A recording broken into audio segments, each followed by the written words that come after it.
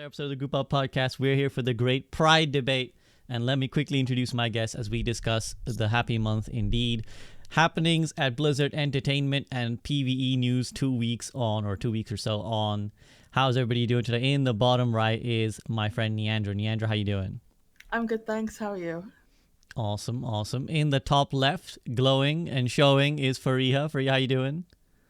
I'm fantastic. Glad to be here again. Hi. Awesome. And molding in the bottom left, still the number one Life Weaver player in the world, even if he is Master 4. It is Bogur. Hi. Hello, greetings. Okay. I mean, let's start with, I haven't touched base with any of you guys in a while, so I want to start with the opening thoughts of just touching base on how we're feeling. How are we feeling just in general? Overwatch, Pride, or I don't know, Heat, that we're all suffering from, heat waves going about plenty. I'll start with Niandra, because Niandra, I think it's been the longest since I've spoken to you. How are you feeling about life and Overwatch? I'm doing pretty good. I think it's worth keeping in mind that I don't stream outside of special occasions. I just do YouTube and TikTok. So for me, there's no pressure to play this game for 7 hours a day. So I think Bogur, what is it? Wait, sorry, one second. Bogur, you're like, Yeah, what no are you problem. cooking? What are you cooking? What do you mean? I'm I can hear fixing like the a cameras. motorbike. I can hear like a motorbike. It's the fucking streets outside. I'm not Oh, driving. mute yourself. Push to talk. Grand My Theft bad. Auto. I'm sorry. I apologize. That's okay. Wait, do I have a button? There we go. Okay, carry on, Niandra. Sorry. But yeah, I think since I don't stream and there's no pressure for me to play this game 7 hours a day, I think that has helped me. Like the distance has helped with cynicism and burnout. Because I see a lot of streamers and they're fucking miserable at the moment. But for True. me, there are problems, but like overall I am quite happy. That's good to hear, and I'm sure a lot of people, I mean, most people do not stream or watch 8 hours a day, so I think most people will probably relate to you to some degree. Fareeha, how about you? Have you been experiencing more on the Niandra side of things, or are you more on the clearly Bogur side of things of losing your mind and sanity? I'm in a solid middle ground. I play Overwatch only when I feel like it, and I'm more in variety now, doing music and Zelda stuff. Boger's like, no, I can't take this. But yeah, I've been playing a lot of Zelda, and it's been amazing. So I'm good. Very nice. Yeah, I was just telling Niandra, actually, I finished my Zelda run yesterday. How deep are you? Oh, nice. I finished 3 of the main quests, but doing a lot of exploration, building death showers, you know. Typical. For sure. Yeah, I could have played it longer, like I could have dragged it out, but I want to play Diablo, so like you can run and fight the boss as early as you want, really. So I was just like, fuck it, I'm off. Yes. And I went and took on the big bad boy. Speaking of big bad boys, Bogur, how have you been feeling about Overwatch with your Life Weaver? For those who don't know, Bogur is still the first person to try to complete unranked to GM on Life Weaver. You're muted. Yes. Hello? Yes. You are Okay, here. I was Yeah. I was fixing my keybinds. So what is happening with my camera? Can you see that? No, okay. Anyways, I don't know. I'm losing my mind in the ranked. Everything's really really difficult. I see. You're right. You know, you shouldn't be playing the game as much as I do. And if you don't, it's really chill and it's really relaxing. And I always said that you shouldn't do that. You should just chill, play sometimes, have a good time. And I think that's what Blizzard is aiming at. That's who they want to attract. They don't want to attract people like me that queue up 10 hours a day of Life Weaver. I think that's exactly their player base. But for me, it's been really really rough. I think you can see that it's been quite rough. But anyways, I support Life Weaver gaming.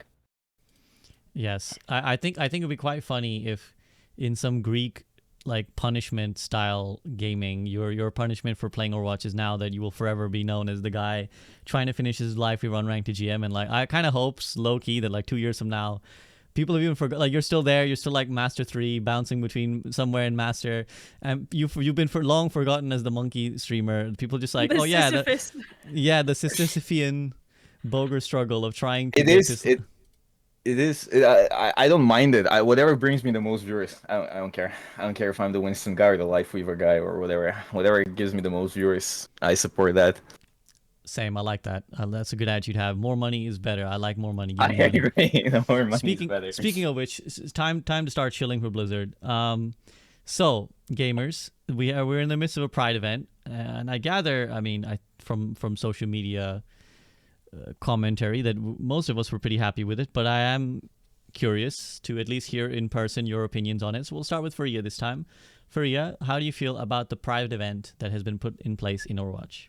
Oh my god, the timing! It's all to cover up the PvE cancellation, and it's only there to cover up Blizzard Entertainment's massive failure as an entire company. All the devs, they're all liars. No, it's just like, it's good. It's good. We get a good thing, so savor it, motherfuckers. Like, just for once. I wish that people could separate the various segments of game dev and the final result that ends up on our plates a little bit more, because I feel like they lump in Bobby Kotick and they lump in the executive decisions and the meddling that happens with the CEOs and the suits and everything, and they lump that in with the game developers who are trying their best, who love this game and want the best for it. And it's like, I'm not saying that maybe there is no like feedback that we could give to the devs, right? Because there oftentimes is, but still, like, they don't deserve the hate and that kind of broad generalization that we often do in these gaming communities. So I think it's a good thing. In summary, I think it's a good thing. Yeah. Niandra, obviously what Fareeha is referring to there is the sort of, there's been a few strands of responses. The number one response, perhaps what Fareeha said, was like, oh, it's great. I actually enjoy it. I think it's good stuff. And then there's been some people who think that this is a conspiracy for the PvE news. Other people think this is a conspiracy because, and honestly, even as someone whose job it is to track Overwatch, I have lost track of which number lawsuit this is. But there's another lawsuit that's been taking place.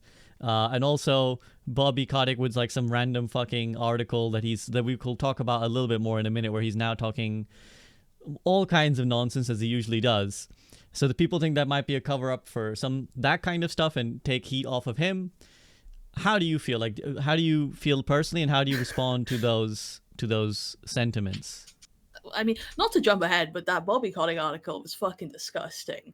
But I'm gonna be real, this shit drives me up the fucking wall. Because my thing with this, and basically I think everything else with this podcast, is I hate when people make up things to criticize Overwatch, because there's no shortage of legitimate problems with the series.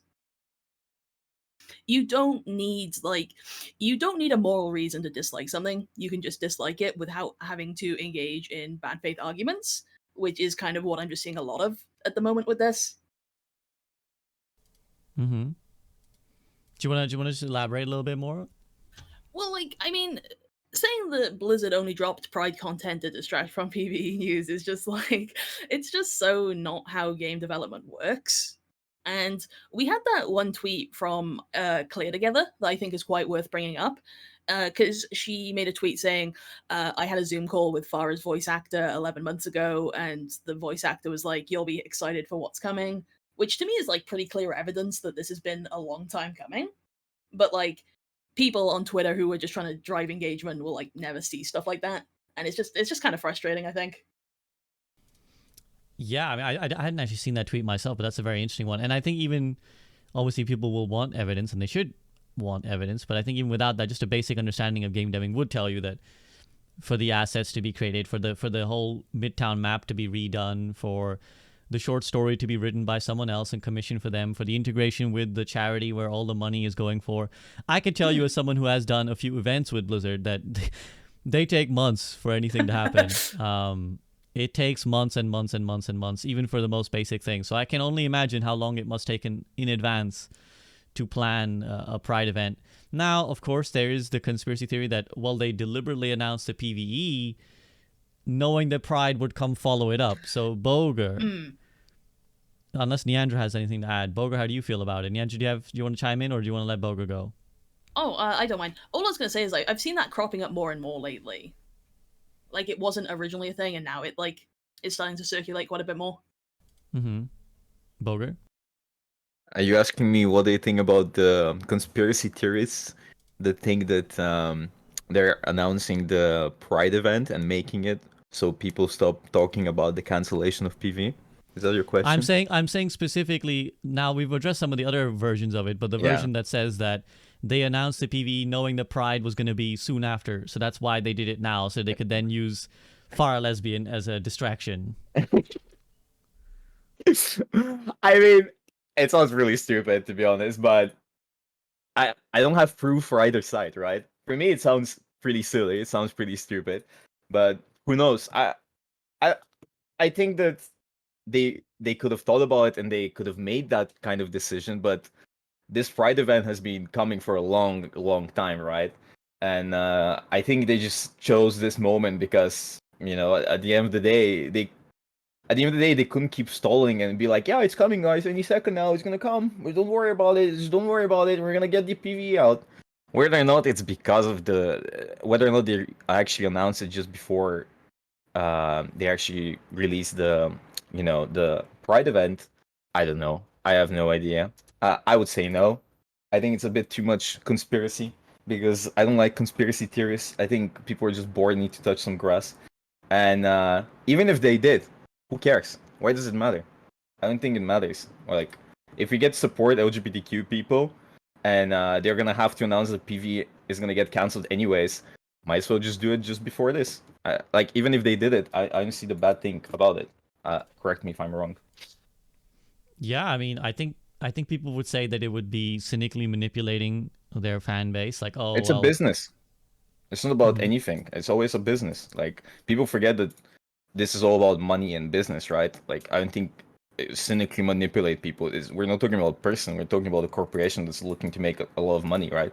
So even if they were trying to do something like this, I think this is one of the best options they could have, right? Why not? Why not? Even if they did it, I don't see the bad in it, right?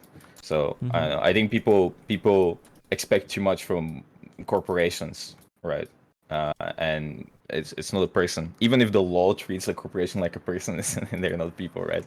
And these corporations, they don't care about what's best. They don't care about what's moral. They just care about what's going to bring the most profits, right?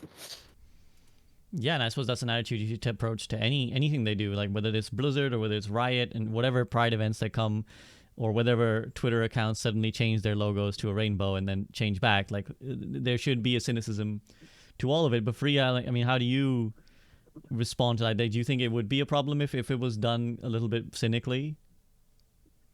I mean, I view corporations in the most cynical frame possible because they have absolutely no care in the world about people's values, people's needs. It just comes down to monetization, like Bogur said. And it's like, you know that Bernie Sanders meme of like, it's once again time.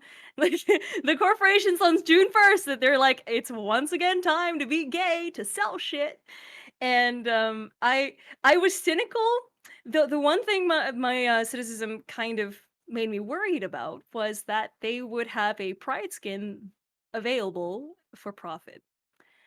So I'm glad we aren't seeing that yet.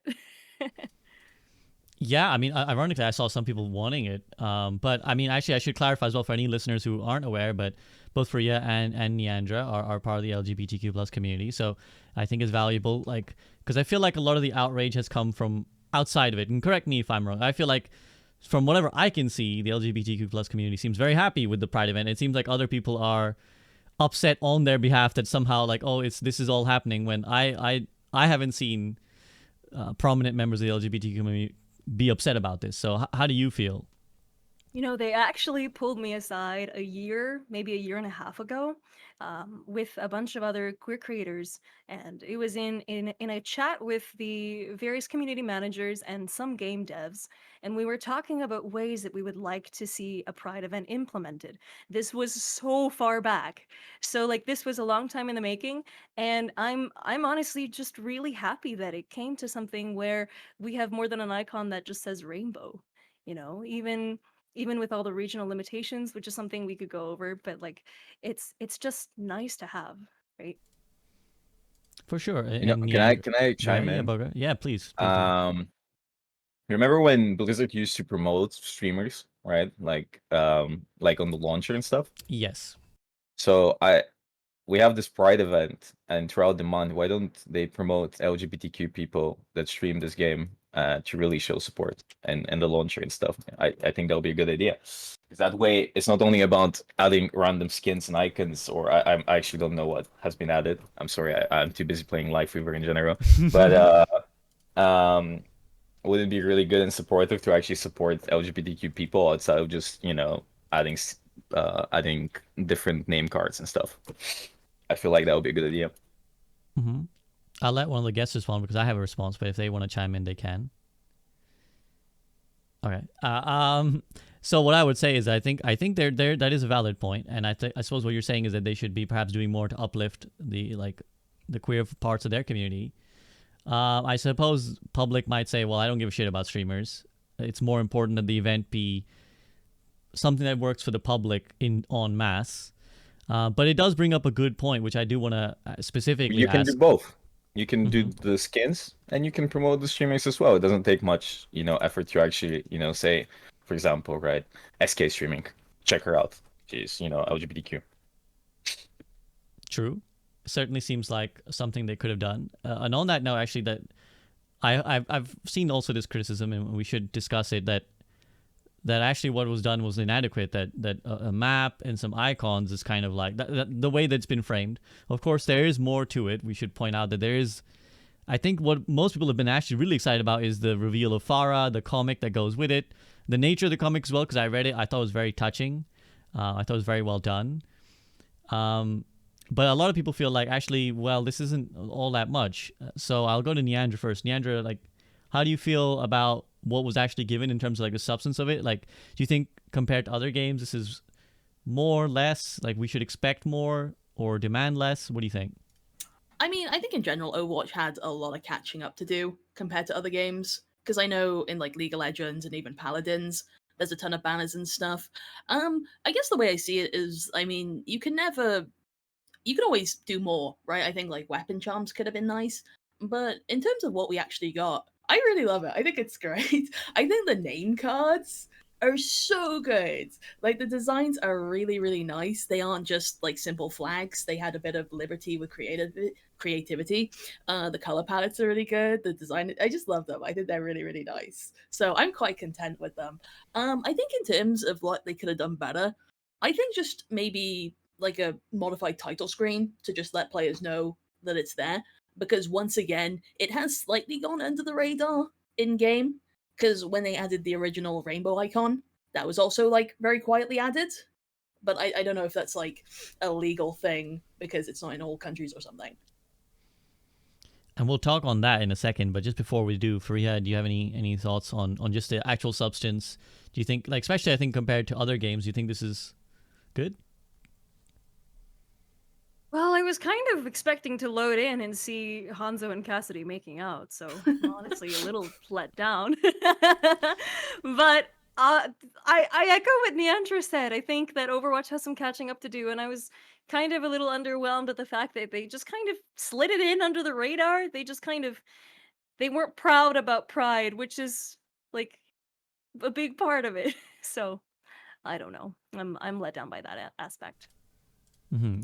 So you're happy with the substance, but perhaps not how it was kind of let known to the community, like to the player base, that like, hey, this is going on. I still think it was more, but like the cynical part of me is like, okay, what if they just didn't have the budget for this? Because they were like, oh, well, it's outside of certain markets, we can't air it in certain places, and this might alienate some parts of the player base, and it just turned out that they couldn't allocate more resources to it. Quite possible. And we've brought up a couple mentions already of the fact that there are countries, for those unaware, that cannot see the Pride content due to, well, we got Blizzard mentioned that it's because of their own laws, in these countries' laws. But then there are some odd fringe cases where a couple people are confused. And I want to take it to Bogur here, because Bogur, as our resident Balkan expert, knows a few neighbors that are not able to experience the Pride content. So do you have any idea what's going on, and do you have any thoughts on the fact What that... do you mean, do I know what's going on? It's literally illegal in Serbia to be gay. Uh-huh. So of course they want, like, so I don't think they want to mess with those laws, right? Like, obviously it's wrong that it's like that, but I think Blizzard wants to, get their game banned in Serbia. What are we gonna do without, our Genji specialists? But I know Romania doesn't have on the Pride content, which is kind of weird because it's absolutely normal. Like Romania is a part of the EU, so ML was kind of flabbergasted about that. Poland also doesn't have it. I wouldn't be surprised if other Eastern European countries don't have it. Bulgaria actually has it, even though Bulgarians are really homophobic, so I'm kind of surprised. So I don't know. I think at this day and age, having such silly laws forbidding people from being gay and just being themselves is really stupid.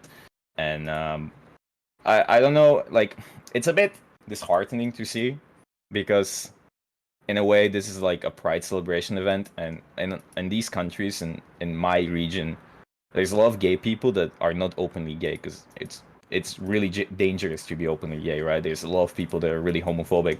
I've argued with a lot of homophobic people in random bars and stuff, and so I can see that this event has been like really exciting for them to see and be a part of, and the fact that they cannot participate in it as an LGBTQ person, just because of their country, I think is kind of sad. It's a pride event celebration, but like half the countries can't even participate. I don't necessarily blame Blizzard, because at the end of the day, it's a business, right? You don't want to alienate your player base. You don't want to be in trouble. You don't want people to go into Twitter and be like, oh, you're how dare you promote this political stuff to me, or whatever stupid stuff homophobic people say. And I don't blame them, but it's still sad to see. But at least we got something, I guess. Yeah, actually, I'm gonna go to Fareeha first, and then Niandra. I want your thoughts on kind of what Blizzard's approach should and is. But Fareeha, does it kind of highlight the need for pride and the need for an event like this? Because I'm sure you've seen it. I've seen it. I've been dealing with it a lot in comments and whatnot, where people say, well, I don't care. What does it matter? Why are we making a big deal out of it? Like, surely we should just be normal, and then being gay would be normal. But does stuff like this, Bogur's spoken about the fact that there are still countries we would consider, modern, developed, first world countries that, have these kind of laws, or just places where even when it's legal, it's dangerous to be a part of the LGBTQ plus community. So does it kind of highlight the need for pride?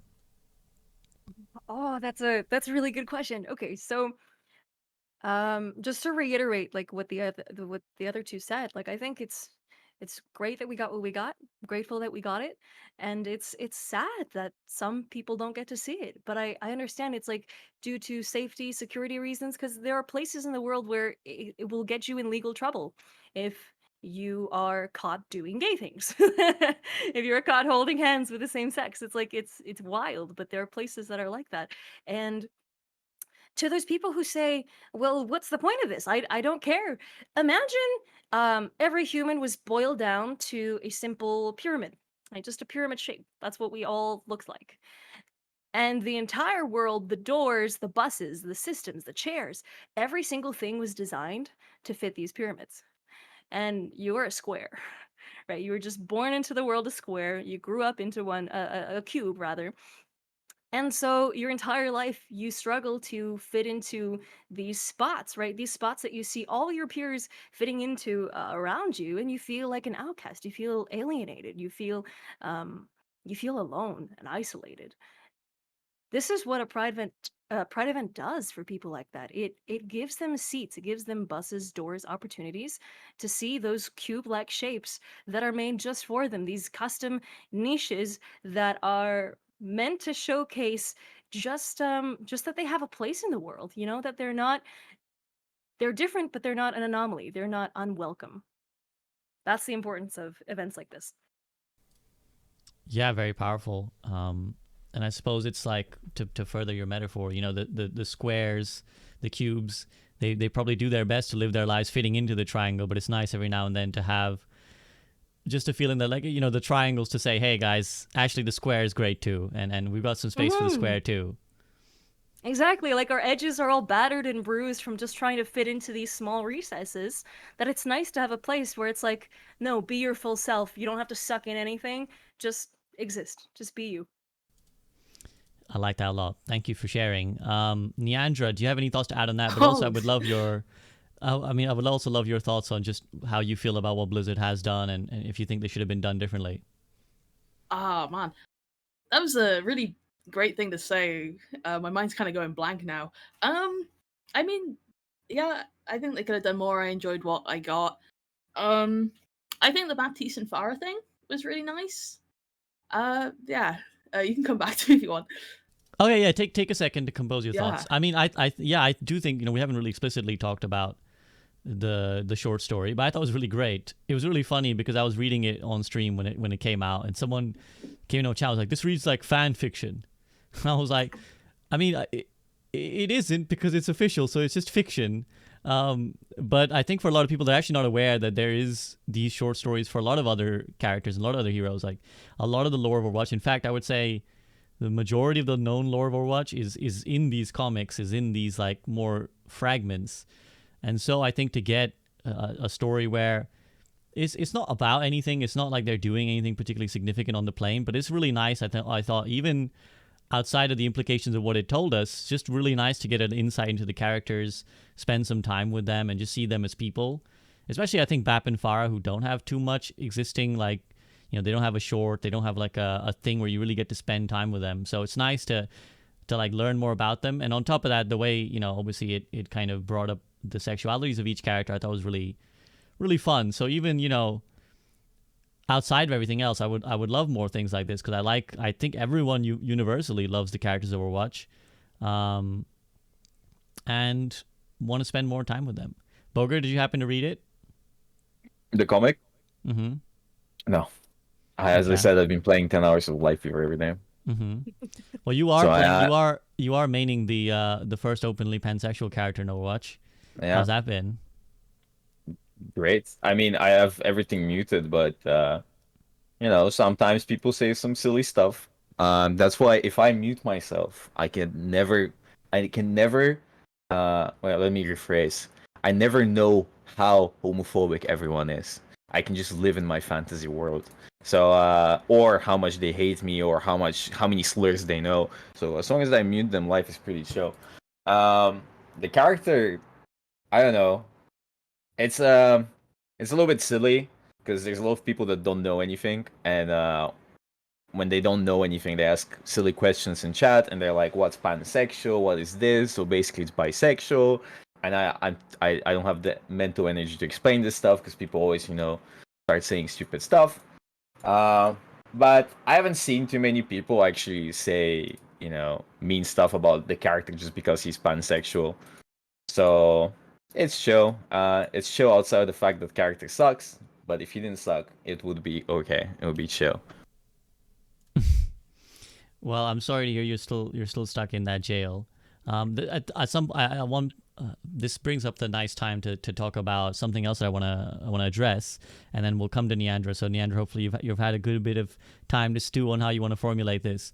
But something that people have brought up to me specifically, because before the Pride event, I was quite vocal, on Twitter, on my streams, about the lack of a lot of things that Overwatch is doing to protect minorities, right? And especially when it comes to like voice chat, team chat, how so many words are still not filtered, and how long it takes for people to get banned if they ever do get banned, and just the general experience of being someone from a minority background and playing Overwatch.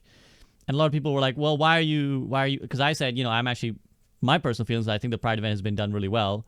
I think they've done really nice things. Of course, they could do more. Like, of course, there could have been more things added. But for what I was expecting, which was essentially another version of the rainbow icon debacle, the fact that I felt like they went pretty hard.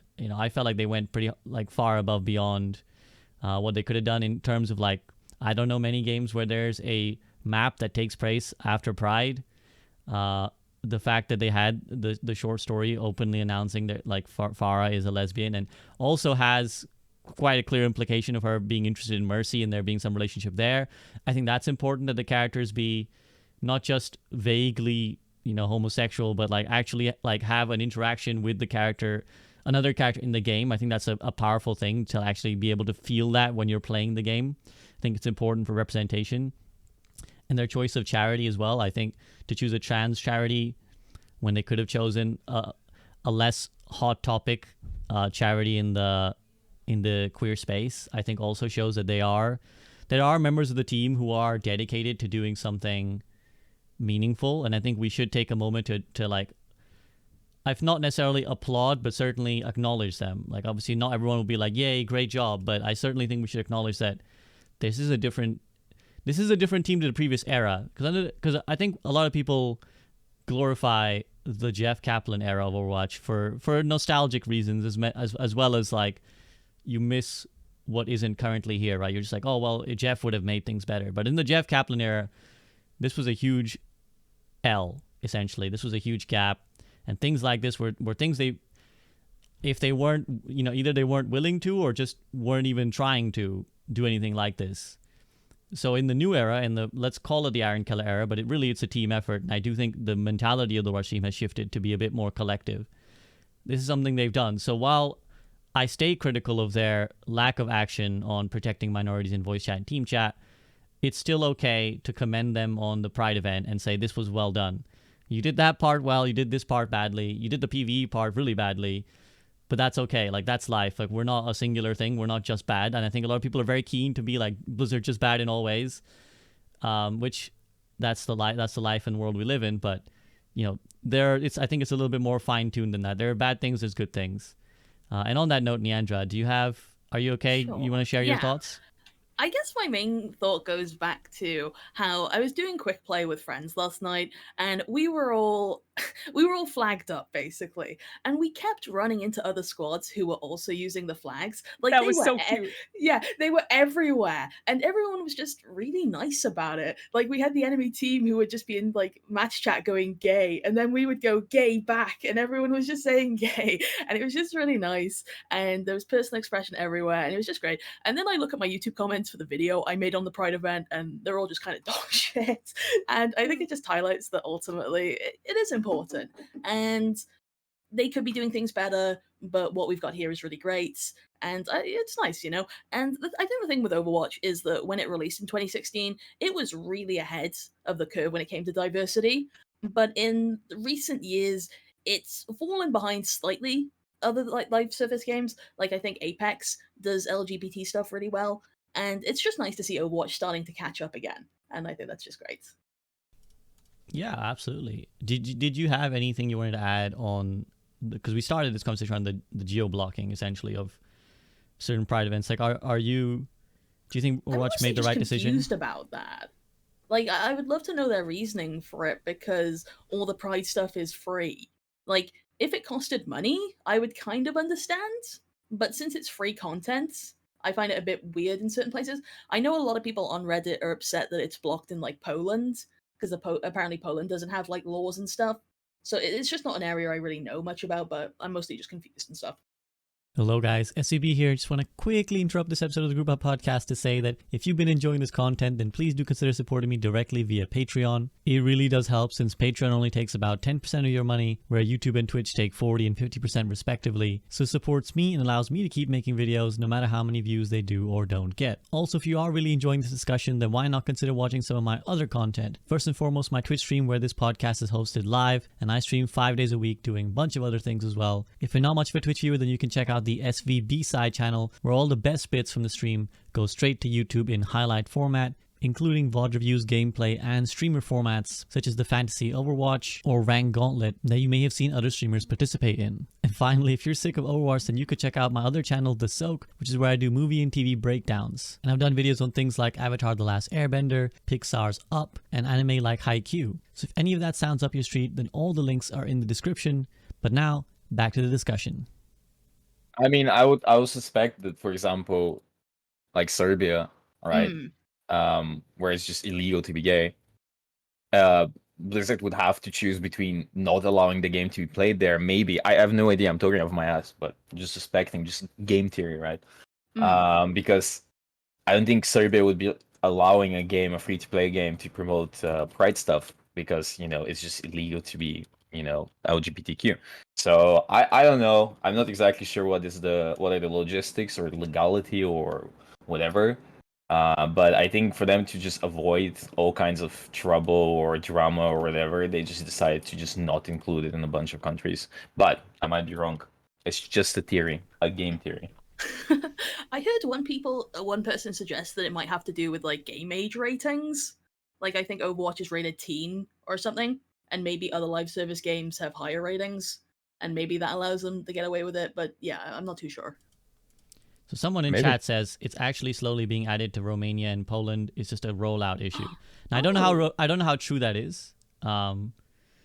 But I don't want to spread misinformation, which, you know, honestly, that's what I do on a daily basis on the internet. But that is a possibility. But either way, there is these countries where it isn't getting there. Fareeha, like, again, are you happy? Like, do you think it's the right call to like let it go, or do you think they should have taken like a really hard line stand? Because some people, I bring it up because I've seen people suggest that it's like cowardly to like not. You just go hardball and say, fine, ban our game if you're gonna not let us have the Pride content in this region. I mean, it's a little cowardly, but I think it's also sadly a necessity. Just I'm thinking of like a little kid who's just like trying to wrap his mind around that he's gay, and he's like gaming in his bedroom, and his like mom walks in and sees like, I don't know, a pride icon or something that just tips her off. And like, I don't know, like I'm thinking worst case scenario, it makes sense to have that as a security feature, but like still it's sad that these people don't get to experience that side of the game that lets them feel seen and heard, you know? I think the Absolutely. entire thing of like Blizzard being cowardly or whatever is really silly in the sense that at the end of the day, Blizzard is here to make money, and if they're gonna lose a bunch of player base, like I know it's the right thing to do, but you can't expect Blizzard to do the right thing. It's about money. So I don't think Blizzard wants to lose millions of players or tens of thousands. I don't know how many people play this game and where, but I think people just expect too much, and it's always been silly that people expect these things from Blizzard. Like, it's cool, we got the event and stuff, but like, you can't expect Bobby Kotick to be like, yeah, I want to lose money. Of course he doesn't want to lose money. Like, he's the guy, right? He's the guy. So we will that get to the guy. guy, and we will he's get to that the guy guy, in a right? second. He's that guy. The counter So argument. it's always. I'm sorry. It's just always funny when people are like, "But Blizzard are cowards doing this or that." Of course they're cowards. They don't care if they're cowards. They care about making money. If this decision loses them money, they don't do the decision. I was gonna say that the counter argument people will bring is that, well, it then kind of undercuts the words of the blog and the developers when they say, well, Of course. we really want to celebrate Pride. We really want everyone to be able to express to who they are. Like, it's really important to us. And it's like, oh, but not that important. But the developers are honest and they're genuine. But the developers can't make all the decisions. They don't do most of the decisions. They make the game, they make the content, but they need to go through, higher guys, the executives. You're right. Like, I'm sure that the people that wrote those articles, the people that wrote the comic and people that made the content, they were genuine and probably a part of the LGBTQ community. But they cannot make what they want to make to the full extent because it's not their game. They're not the executives. So it's right, like, at the end of the day, yeah, right, it sucks, but business, right? Business is about making money, and the execs don't like it when they don't make money. Niandra, I saw you. Fareeha, I saw you nodding. I definitely didn't see Niandra nodding unless the Fugi has that functionality. I saw her nod. So Fareeha, I saw you like nodding and shaking at various points. Did you want to chime in before we move on to talking about old Bobby? Corporations suck. The head of corporations suck, especially. Segue into Bobby Kotick. Let's go. Okay, Niandra, anything to add before we do talk about Bobby? No, I'm good. Okay, so to set the context here, I mean, when is Bobby Kotick not in the news, really? Because that motherfucker loves inserting himself everywhere. But he has, done, I think it was Vanity Fair or Vanity Project, some magazine article where he's talking about game development, essentially taking a lot of the credit. Obviously, they know Diablo's releasing, so he's kind of taking a lot. He's basically managed to piss off everyone, which is an impressive trait of Bobby Kotick, is that he managed to kind of, I don't know who likes this guy. Like, he's managed to piss off just about everyone, maybe his fellow corporates and CEOs. But he's done a lot to take credit for the games, where he says it's all down to his good management. He's spoken about AI and how he kind of wants to push more for like AI game development, so that the game kind of develops itself, which I suppose that suits him, because if there's one thing he doesn't like, it's his own developers. So he'd rather the game develop itself. He's talked about the sexual harassment scandal, saying that his team did the investigation and it was essentially, they found nothing wrong. He's like, we looked and there was no systemic issue with sexism in our company. So like, and he blamed it all essentially on labor unions. He said, actually it all comes back to labor unions. It's people who are like nefarious forces trying to like shut us down, trying to screw us over because they don't like us. And he was like, oh, well, he did the classic I have a black friend, where he did, well, my mother was a teacher, so she was part of a union, so I don't hate unions, I just hate these ones. So it was a lot to unpack. Fareeha's lost her mind, so we'll let her gather herself in a moment. But Niandra, I gathered that you have read the article, or at least know about it. Do you have any specific thing you want to riff off of to start with? I just I don't understand why we're trying to redeem him. I assume the article had to be paid or something. So it's just fucking baffling that it exists in the first place. I'm just sorry for cutting you, but Okay. Bobby Kotick doesn't care if people like him first. Of course he doesn't. He wants to make money. Second of all, the article doesn't care if people like Bobby Kotick, because everyone's talking about the article. That's what they want, right? True. So it's like people keep thinking, oh, what a normal human being would do. None of this, but these people are not normal people. They're sociopaths. They're psychopaths. They're out there to make money, and they don't care about morality. They don't care about anything. They don't care who likes them, and they're really good at making money. Whether or not it's morally right or not doesn't matter to them. So the article is also the writers of the article are doing exactly what they need to do. They write an article about Bobby Kotick that everyone hates, and now everyone's talking about that one article. Yeah. I think ultimately I just have sympathy for the devs who must read this and just be so fucking angry about it. And obviously they can't say they're angry about it. They can maybe imply it on Twitter in very vague terms. But yeah, it's just it's disheartening and it sucks, and yeah. Well, you say this. I actually will try and bring up on screen a tweet from an Overwatch developer very clearly talking about how unhappy they are. Let me just give me a second. Fareeha, do you have anything to add while I bring this up? Oh boy. Oh boy. It's just that he has such a hateable face. He has the kind of face where you look at his eyes and there's nothing behind them.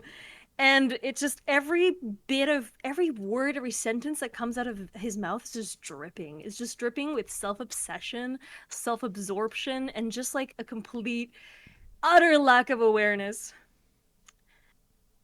Agreed. He does have a stupid ass face. He does. So I will bring up this tweet from Dylan Snyder, handle ChronoFloss, who says, the people who work at Blizzard strongly want Activision's bullshit exposed for all to see. Activision punishes us for it by making sure to spout absolute drivel at the same time the re-release that what we've worked on tirelessly. It's 100% malicious and intentional at this point. I've seen responses saying I'll lose my job and the like. Whatever. When I joined, I didn't sign up to parrot hollow platitudes about the ATVI C-suite. I joined because I believed and still believe in Team 4, and all my other friends and co-workers, they deserve the world. So I think that gives you a good picture for those people who are a bit developers bad herder. It's definitely a lot more complex than that. It isn't one homogenous block that everyone works hand in hand with Bobby Kotick and love what he does. The developers are as often as upset, if not more pissed off, about what's going on. So what do you make of this statement in particular? I'll go to Fareeha first. Fareeha, what do you make of this sentiment amongst the dev side? I think the devs absolutely are deserving of more sympathy. It sounds so high school-esque, doesn't it? It's just they make a lovely piece of art, and then the bully of the class just pours kerosene all over it, smiling, and sets it ablaze with his lighter. That's what Bobby Kotick essentially is to these teams, and it's insane, especially in light of the all the lawsuits that we've seen. Right, everything, the sexual harassment, the racism within Activision Blizzard, all that stuff comes out. You see these stories of women getting just harassed to the brink, and he denies that it happened. He was there when it all went down, and that denial that he shows to the press, I'm sure that it's more deep-seated, and that he systemically perpetuates that even within the company. Yeah, and again, I think some people, when we talk about stuff like this, people will say, well, who cares about what Bobby's doing? It doesn't matter about Overwatch. But of course, it very clearly does have an influence, as you can see with the developers themselves. They're not just in terms of what decisions get made and don't get made, but even when those decisions are made, how they are received. So we spoke a lot about how Pride was received, and people talking about this being a cover up for that. But this gives you a little bit of an insight that for whatever one branch of Overwatch development wants to do, there's a potential other branch that's, well, shoving them, up the butt the wrong way. So, Bogur, I mean, do you have any thoughts on just what's been going on in Bobby? Some people say if you don't like working for Bobby, just quit. And I think that's really silly because at the end of the day, you might, for example, really like your coworkers. You might, have a lot of things you need to pay off. You might have a family that needs your support. You can't just quit one day, right? And just expect things to go well. Like, especially in the way the world is right now, you might be paying off a mortgage. You might be paying off, debt and student debts and stuff. And if you just quit a job, even 1 month can just, make you homeless at the end of the day. It's a risk that people don't want to take always, right?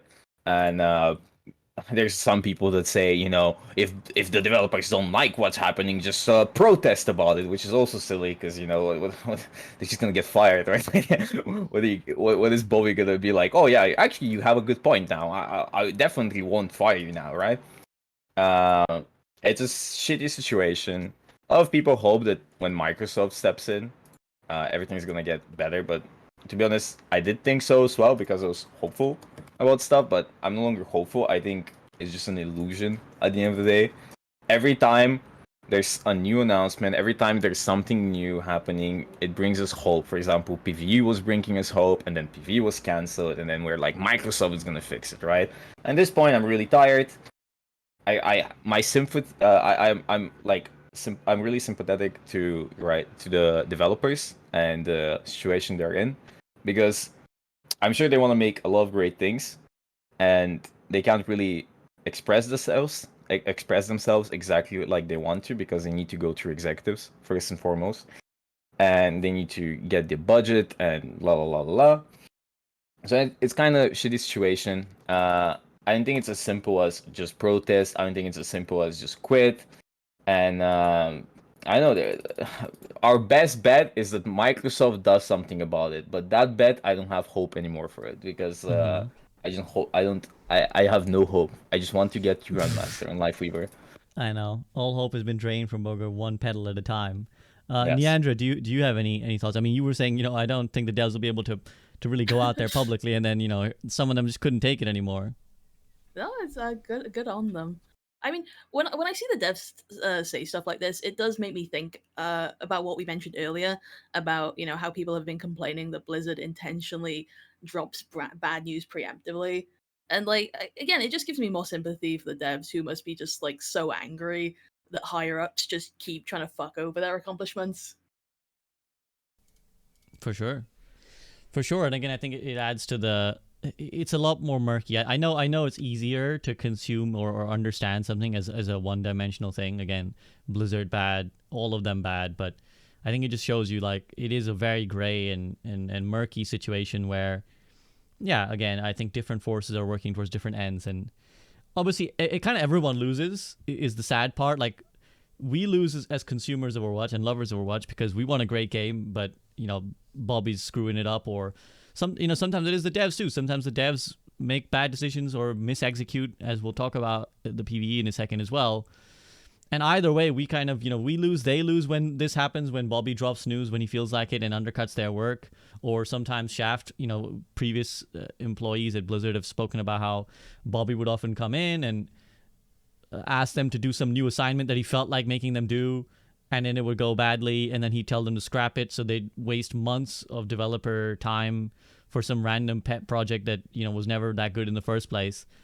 So yeah, unfortunately everybody loses in this scenario, but I suppose not Bobby because he gets to cash his check at the end of the day. So that is the nature of it, and the sad nature of it. I want to chime in.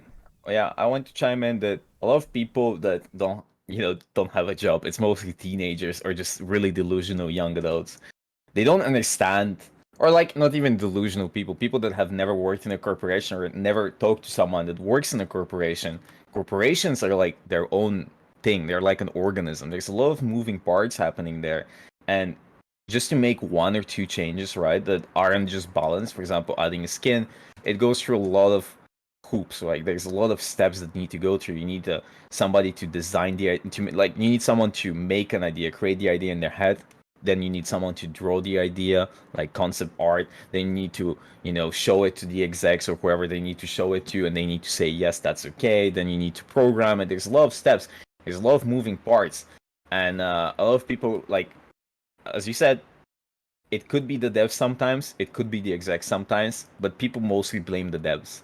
And it's really shitty because I'm sure that the developers, most of them, like, if they weren't good at their job, they would just get fired at the end of the day, right? And they are experienced people, and I've talked to some devs, and they're really nice people, and they're really passionate about this entire thing and about the game. And it just really sucks that they get bullied constantly when you don't even know what's happening behind the curtain. I'm not saying that devs have no fault. I'm saying that we don't know which decisions were made by the devs and which decisions were, made by higher ups, right? So people have this really narrow view of how a corporation works. They just think, you just do this, you just do that. But just to do one thing, you need to do so many other things just to get it approved and created and make sound design for the skin, concept art, this is just for one skin, right? It takes a lot of time. So I just want people to be a little bit more mindful and really think about the logistics of each and every change that they want people to do. People say silly stuff like just add more characters. You can't just add more characters. You can't just do this or that. Like, I know that some people don't understand, but I hope this opens the eyes for some people that it's a lot more complicated than just add X thing. Yeah, I mean, well said. And I think in the light of recent things, I have seen a lot more of these takes than ever before. Of just do Overwatch like this and it'll be saved. Just do this. Go back to 6v6. Just go, make this hero, make this map. Some guy was like, I debated some guy who was like, just make Overwatch Classic. That's fine. It'll be fine. Just go back to how things were. So let's talk about the elephant in the room, I suppose, and the real backdrop. I think partly why we've seen so much angry response to Pride on top of the homophobia, and just general anger in the Overwatch community comes from that PvE news, the almighty PvE news that dropped now just over a couple of weeks ago. And obviously at the time there's a lot of emotion, a lot of sadness in the Overwatch community, and I kind of want to gather how my panel feels with a little bit of time, with a little bit of chance to compose themselves, to think it over. So Fareeha, I'll go to you first. With a little bit of distance, how do you feel about the PvE news? Do you still kind of feel it stings? And there's lots of little elements to it, but we'll just start with your bigger picture feelings on it. I was honestly never really too upset about the PvE news. I'm more upset that like Bogur's gone. No, I'm like I feel that I love Borderlands, don't get me wrong, but like that kind of game, Borderlands Destiny, I'm not the kind of player who can play that thing for like 1,000 hours. Like I can't do the thing where I replay it 8 times. Like I'm done after like 2 or 3. So I was never too upset about the fact that PvE was changing. I think that there's so much misinformation that PvE is getting cancelled. Like even I'm still confused as to what's actually happening. It's PvE is shifting away from like a separate game that's being shipped into something that's just going to be fed into Overwatch 2, right? No. So from what I gather, and again, correct me on the panel if I'm wrong, essentially the part that has been lost is the replayable. I've forgotten what the exact terms, because they had the story missions and they had this other missions, which were the replayable ones with the hero missions. Right? Sorry. Yeah. So that's trees. Yes. So that part is gone. There won't be the skill trees, and it's likely there won't be a huge amount of replayability to whatever format of PvE we get. However, there will still be story missions, and they were always essentially intended to be integrated into Overwatch 2. But rather than be larger chunks dropped at more infrequent dates, the developers plan more frequent, smaller, what they call story events. So I think that encapsulates stuff like Lover Watch and the stuff that's coming in Season 5. Okay. So there'll be lots of little things coming all the time that are mostly going to be like story missions that are a little bit smaller. Okay, yeah. No, I don't really care about the replayability. I don't think it was ever really there. I mean, no offense to the devs. I think that kind of skill tree gameplay where you know where all the enemies are and there's like you're going through the motions and maybe listening out for new voice lines, like that's not very exciting to me at all. I'm not the audience for that, so I don't know. I don't mind. But I'm sad that I don't see, that's the thing. Like, I don't know if that means we get less lore and less character driven stuff. Probably not. Like, it's still going to be there, right? And the developers The, would say so. the thing is that really baffles me is that they drop the PV news and they don't show anything for it. They don't show what it's gonna look like in the future. They don't show how they're gonna do the, because they're still gonna be PV. All they drop, like they don't show the new hero, like anything. Like they could have been like, okay guys, we fucked up, no PV. But here, look at the cool stuff that's coming, and they kind of did it, but didn't actually show the cool stuff. They just showed random names. What is Quest Watch? What is that gonna be? Nobody knows. Nobody knows. So I think it's really silly. I don't know why they did it like that. And I think people are just heartbroken in the sense that it was. I still know some people that were really excited about PV coming out. Some RL friends. They never play Overwatch, but they liked doing PV stuff because they want to be chill. And it's kind of heartbreaking because a lot of people were expecting this big PV drop and things happening, and it's really saddening because a lot of the excuses they were making kind of just doesn't make sense anymore because they just canceled it. And I think that's why people are so heartbroken and angry about it. 100%. I'm just gonna talk on the delivery of the news first, before I get Niandra's thoughts on the news itself. But I agree completely with Bogur, which is that even looking back at it now, the way they delivered the news was honestly, like, I can't think of many worse ways. Like, unless you were deliberately trying to make it bad, the fact that it came in came after 40 minutes of Star Watch discussion, which I think just hurts everyone, because maybe their strategy was, we'll kind of bore them and then no one will be left to listen about when we actually tell them that the PvE isn't what we said it was going to be, which just hurts the poor. I felt really bad for the poor devs who were on there to talk about Star Watch, knowing that everyone's waiting for the PvE news, and then immediately everyone forgot about everything they said. So I feel bad for them because I feel like they were thrown under the bus. It made everyone mad because everyone was like, why are we waiting 40 minutes for then 5 minutes of Jared and Aaron coming on to say, by the way, guys, PvE ain't what it is, peace out. No actual display of what was coming, because I'm going to be honest, I'm quite sick of the developers, and we've always been sick of the developers, and they know we're sick of it, but they still do it, where they're like, cool stuff is coming, guys. And I'm really sick of that. Like, please just show us the cool stuff. Instead of the cool stuff is coming, show, don't tell, right? That's like a famous phrase in filmmaking, is like always show, don't tell. Don't tell someone that this is what's happening, just show them what's happening. And this is another case where it's like, rather than just being like, guys, don't worry, story's still going to be cool, and then we don't get anything. So I feel like they maybe just didn't appreciate that, like, the main problem I think it's caused, just the delivery of the news, forget about the news itself, is that for the wider gaming public, they interpreted it simply as PvE is cancelled, goodbye. And that's like the only sentiment they took away. And we know that there's various big YouTubers and content creators reacting to this, and that's the message that they've spread, that PvE is cancelled. And I really feel like the developers took an L there, on top of the news itself. Just the way they marketed it, let everyone come away with that, because they didn't have anything to, like, actually change that narrative. There was nothing to show, oh, there's still this, though. They said that's not coming, but there's still this.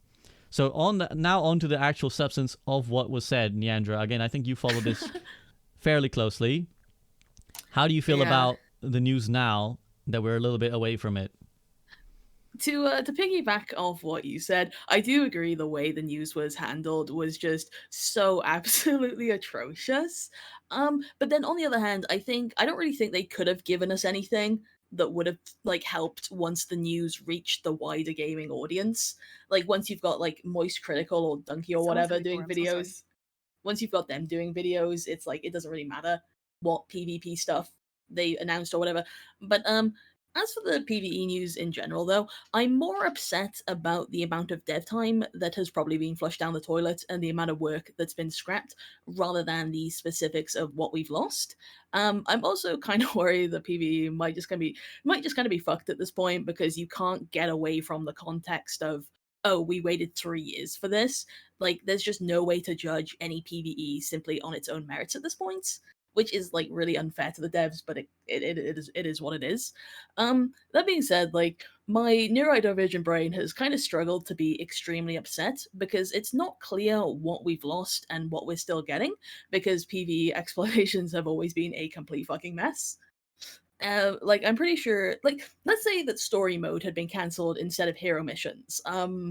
I think people would be saying things like, but that's the part people wanted, and now we're just going to be stuck with hollow, unconnected archive missions that you can speedrun.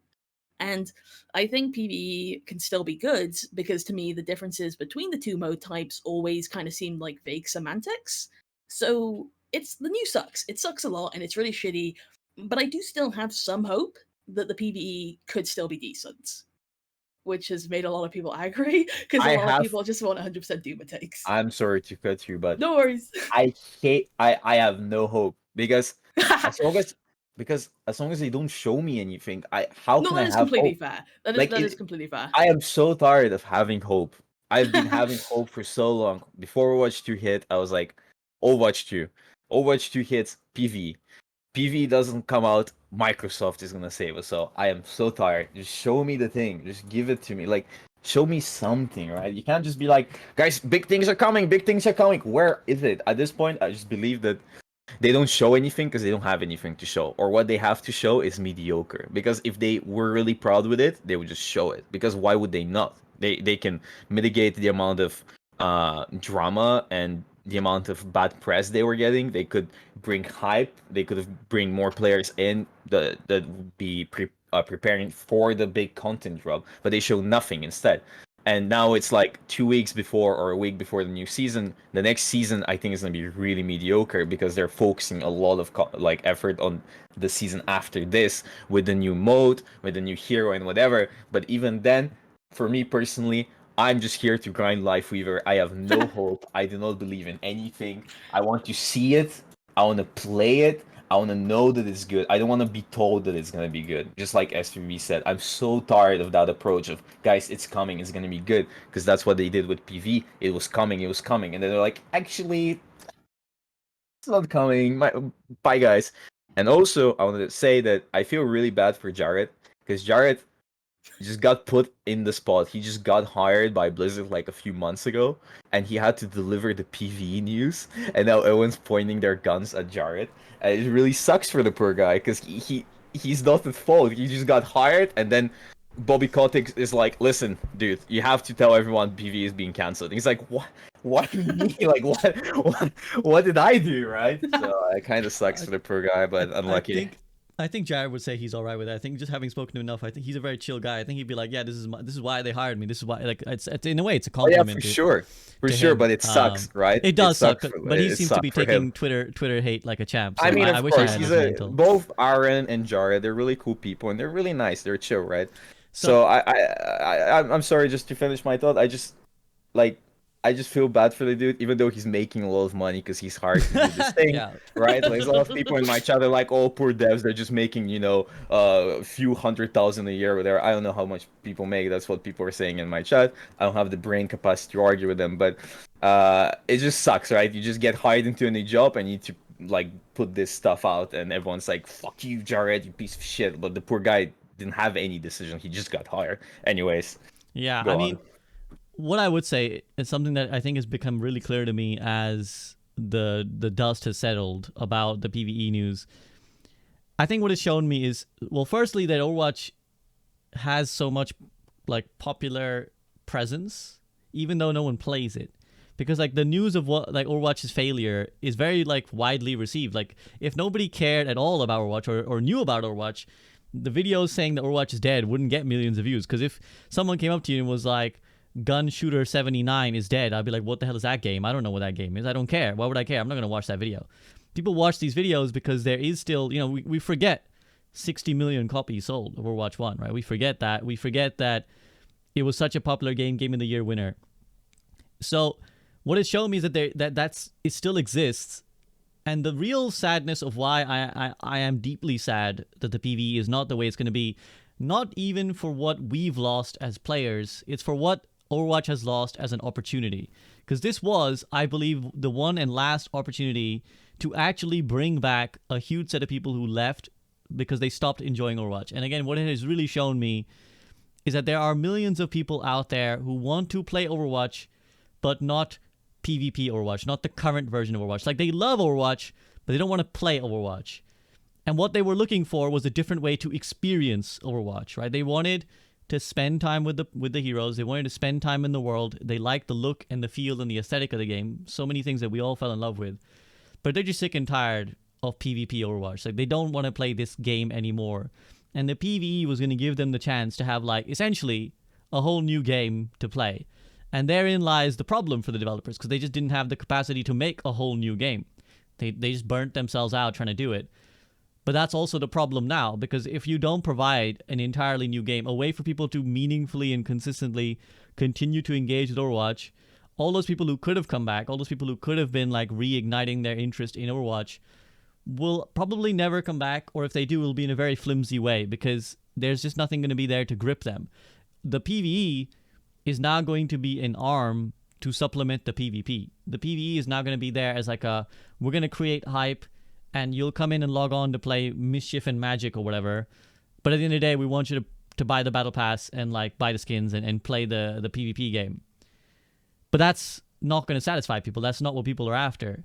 So I think that's what actually is the biggest loss to Overwatch. It isn't even that I personally am going to be super upset that I don't have a replayable story mission, because technically we can all find that in different games if we wanted to.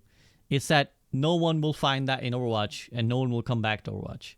And now at this moment, Niandra, unless you've also gone off the foodie, Hello. I'm going to default to your thoughts on this one. Wow. Yeah, no, I get it. I mean, I think we all occasionally will load up Overwatch because we want to interact with it, but then we just aren't feeling up to sweaty PvP. Especially, like, even quick play can be really sweaty sometimes when you're just trying to have fun with friends. And I also think this news was like especially scary for content creators, because for a lot of us, we've kind of been banking on that singular big explosive release date as a sort of turning point that brings in a whole new audience and for our content. And knowing that might not really be a thing at this point is just kind of scary, especially if you already had a foot out the door. All I'm really hoping for at the moment is, because like what Bogur said, is that I expect season 5 to be sort of like a bit low key, and then I'm really, really hoping that season 6 is a bit of a comeback. And if it's not a comeback, we might be kind of fucked. I'm not gonna lie. But yeah, just eggs in one basket, I guess. Fareeha, are you okay? You've been gone for a while. I just want to check. Are you okay? Yeah, an Overwatch dev came into my house. I tell you to shut the fuck up. If you notice, me and Fareeha came back at the same time. Yeah. I went to Kotick because she was getting like late. Like it was getting kind of, why is she getting leaving? laid? Yeah. What? Not late. I know I have an accent. Guys, listen, I know I have an accent. Don't make me have one. I My thought hair's not that good. Okay, shut up. Listen, okay, shut up, please. I thought that like Fareeha was going to get some food, and then you eventually fought over the one apple that Bogur won and returned with. And It's not an Fareeha gave apple, up. it's a peach. Gave I up. had to steal the peach from Fareeha. She was like, Boris, leave the my peaches peach." alone. Yeah. Okay, so I don't know. Were you able to catch me? I don't know. Your headphones are not wireless, so I'm guessing not Fareeha. No, I couldn't hear anything. I'm Okay, so so sorry. we're just kind of discussing the PvE news, and in particular, we're discussing what the implications are for Overwatch going forward. So I'm actually going to turn you to another question, actually, which is that as the dust has settled, there's a few strands of thoughts that have emerged beyond just the upsetness of we're not getting the PvE. It's also that people feel like there's a legitimate argument that they've been lied to, that somehow the Overwatch developers have misled willingly their audience and kind of brought them along on this ride of Overwatch 2 under the banner of, well, PvE is coming, buy our skins, buy our battle passes, be invested in the game that is eventually going to be this. And then they knew for, like, this is the narrative is that they knew for a long time and only now chose to pull the rug after they got like a good amount of money out of it and waited later than they had to. How do you feel about that sentiment? I don't know. I feel for these people because they were expecting something and their expectations got dashed. But I think it speaks back to like the massive tragedy that's at the core of Activision Blizzard. It's that I think that Activision merging together with Blizzard has caused a lot of issues, like within the company itself, within the culture of Blizzard Entertainment itself, because I think that Blizzard Entertainment prides itself so much on that moniker of perfection. It does. You're scoffing, but it does because the No thing more. is, Blizzard- You're 20 years in the past. But you are so far. It used to be like that, but Yeah, Diablo but like they Immortal, PvE, Warcraft Heroes 3 of the Storm. Reforged, Tears of the Storm got it. You're right. Back in the day, it used to be like that, but it's been so like it's been 10 years since then, or maybe they're 5. still holding on to that moniker of perfection. That's like the biggest tragedy of all, is because Because people have hope. People believe that Blizzard's gonna go back. It's like that abusive ex, and people are like, "Oh, she's gonna get better. We're gonna fix her. I'm gonna fix her." You cannot fix Blizzard. Blizzard is so no far gone. hopium. Yes, But I'm no, sorry. it's like they hold on to that idea of perfection, that they have to come out with a finished product. You know, they can't show the process because that would be imperfect. That wouldn't be good enough. And throughout the pandemic, the merger, everything that's gone on, the changes in staffing, uh, the Overwatch team has seen a lot of strife, like a lot of challenge. And I think that we all would have been so much more sympathetic and so much more understanding if they had shown us the process along the way. But because they have such a rigid mindset of like what they're allowed to show us in the first place, I feel like it keeps them from telling us anything. Like that's what I wish for at the crux of things. Like I don't care if things get canceled, just tell us, you know? And like as per the development side of things, like if we saw the process a little bit more, that's what I thought was the magic of Tandlantis, was it called? That community created map. Like it was jank, it was messy as shit, but like it was wonderful getting to see how they piece that stuff together in whatever engine they use, right? So like, show us the process. Mm-hmm. And that's an interesting sentiment. Niandra, how do you feel about that sentiment? Do you feel like it could have been received better had we kind of heard more about the process? And again, how do you feel about the sentiment that Blizzard kind of deliberately lied and led people on for a quick cash grab? I mean, maybe I'm being a bit too hopeful, but I don't want to think it's malicious, especially when the developers seem to be kind of upset by this news themselves. Like, it doesn't seem to be something they wanted to do. I mean, more communication is something we've always asked for, right? Like, for years now. And I do think it's getting better. I think we're getting more of it. I guess maybe it's. We get more communication, but it's not always what we want. And maybe that's the problem. Because, ultimately, I don't want to be that person that asks the devs to communicate more and then just rags on them every time they do. But I don't know. Sometimes it does feel like they still miss the mark quite a bit. I feel like what I will applaud them for is I do think they're trying. Like they heard the we need more communication, but they haven't really.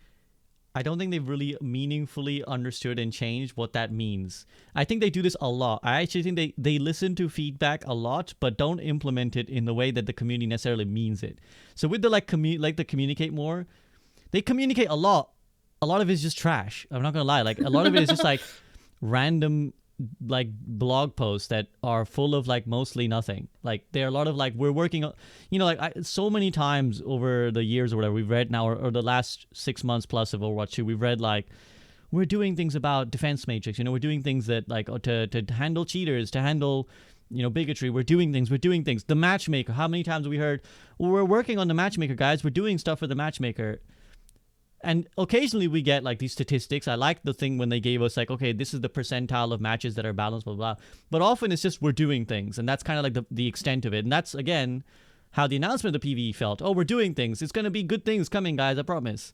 So like I don't really think communication for the sake of communication is worthwhile. Like just chiming in every couple of weeks to say we're doing things. Like I hope you fucking are, because like what else are we doing otherwise?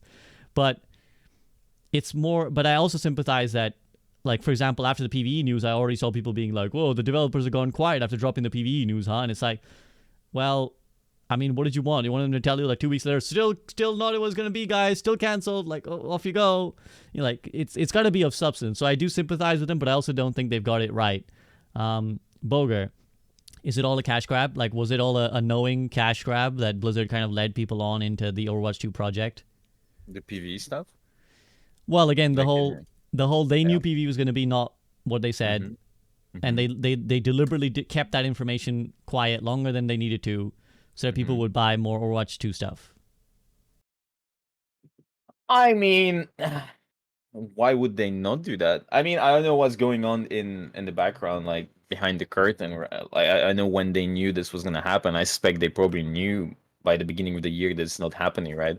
So I wouldn't be surprised if the developers or the executives or whoever called the decision. They were like, you know what? Let's just keep the player base going, keep the people playing. Let's not announce it yet and keep it hidden for a bit. This way, more people are gonna play because they're gonna be more hopeful, and people are not gonna quit because they're gonna be thinking, oh, PV is gonna come out soon. So again, it all boils down to when do we have any concrete evidence on when they knew PV was not happening? Like as far as I know, obviously they could have known that before Overwatch 2 launched, or they could have heard about it 2 weeks ago. Obviously, I'm not making excuses for the developers. I just don't know what's happening in the background, and I just don't think it's fair for me to say what's a cash grab or not. But at the end of the day, it is Blizzard, it is Activision, so I'll say yes because Activision does suck as a company. I mean, I think people have tried to piece together timelines based off various things that have been said. I think, from what I gather, because when they dropped the news, actually, Andy, the community manager, was in my chat, and I kind of asked him point blank. I was like, Andy, how do you feel when people say that you guys knew for a long time that you were going to cancel this and you misled people? Essentially, his response was that it's not as clear cut as they knew at this point and they were going to cancel. These things happen in a gradual process where they have to scale back, and it's okay, we're not going to be able to do this, we're not going to be able to do that. And then eventually, somewhere down the line, it comes to, okay, guys, I think we're going to have to announce that, hero missions are dead. So I think that would be the developer POV is it's not a, okay, we knew before we dropped Overwatch 2, we're not going to give them PvE, but let's just be quiet about it. I think they would say that it was a gradual thing, but Fareeha, does that make it better? Do you kind of buy that? Do you think it's okay that it was a gradual decision, or do you think they should have been more honest as they went, that they're scaling back their ambitions? I think it completely makes sense. This is why I advocate for showing the process. It's I follow a lot of game developers. I follow a lot of indie game developers, namely, as well. And one thing that you'll notice from the companies that made things like Potionomics or that's the one example that comes to mind. But a lot of them will come out with these these development notes or these gifs of just an animation from inception to the final version in the game. And it's really, really sweet seeing that because it gets to show you how intensive the process is and how much work goes into just a single a scene of a character picking up a plant, it's a lot of work. So if they had shown us, or if they kept us in the loop, that would have been pretty good. I think if they kept us in the loop, it would have maybe been better. But I think at the end of the day, the fact that they promised PvE and they canceled it, no matter how they delivered the news, people would have been really upset and sour about it. I wish they kept us updated about it, but even if they knew beforehand, I can't imagine that when Overwatch 2 hit and in the following months when Overwatch 2 was having good viewership, that they were gonna come out and say, yeah, there's no PvE, it's not coming out, because that would just kill all the hype, whatever hype we had back then, right? So there is no good way to deliver the news at the end of the day. You could say, how do you even say gradually? How do you even deliver the news gradually? You're gonna be so there is no talent trees, but PvE is coming out. So it's not gonna be a campaign. It's just gonna be a constant drip of negative news. So I think it's like tearing off the bandage, right? It's like the band-aid or whatever.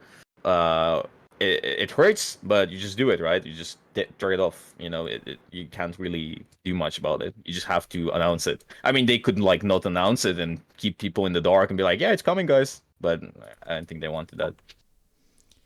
Yeah, it is a tricky situation, and I think in a different circumstance, if it was a different team, it would have gone differently, because I just feel there's so little goodwill for Activision Blizzard, right? Maybe if it was a game development company that was more popular, that was more widely ballyhooed and championed, then people would have been a bit okay, we'll give them some slack. They gave us so much good things. And again, to Fareeha's point, maybe Blizzard 6-7 years ago, that would have been absolutely the case. I have no doubt that if 6-7 years ago Blizzard had said this, people would have been a lot kinder to them.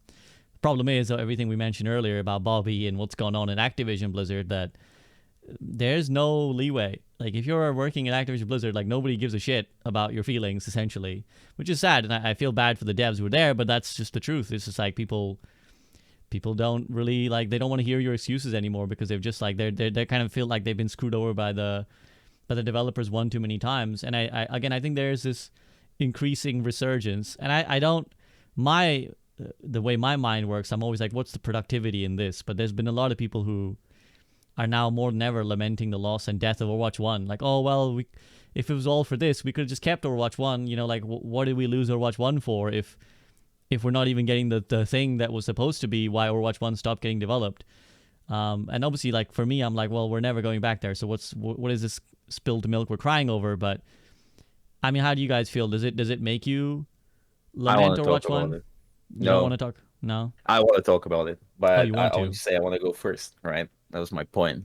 I know Life Weaver has debilitated me mentally, and I've read like I don't speak as clearly anymore, and I I'm a bit silly, but I didn't want to say that people that keep going back and saying, oh, they should have kept Overwatch 1. It was so good. Life was so good. Guys, it wasn't good. I hate that. I hate it so much. Like, I hate it so much.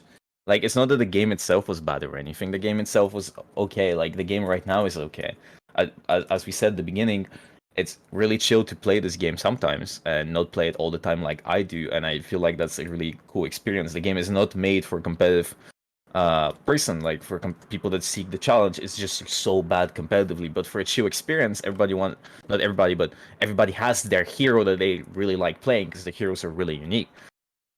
And even back in the day, you could still get that experience, but the game sucked in the sense that we didn't have any updates. It was so boring.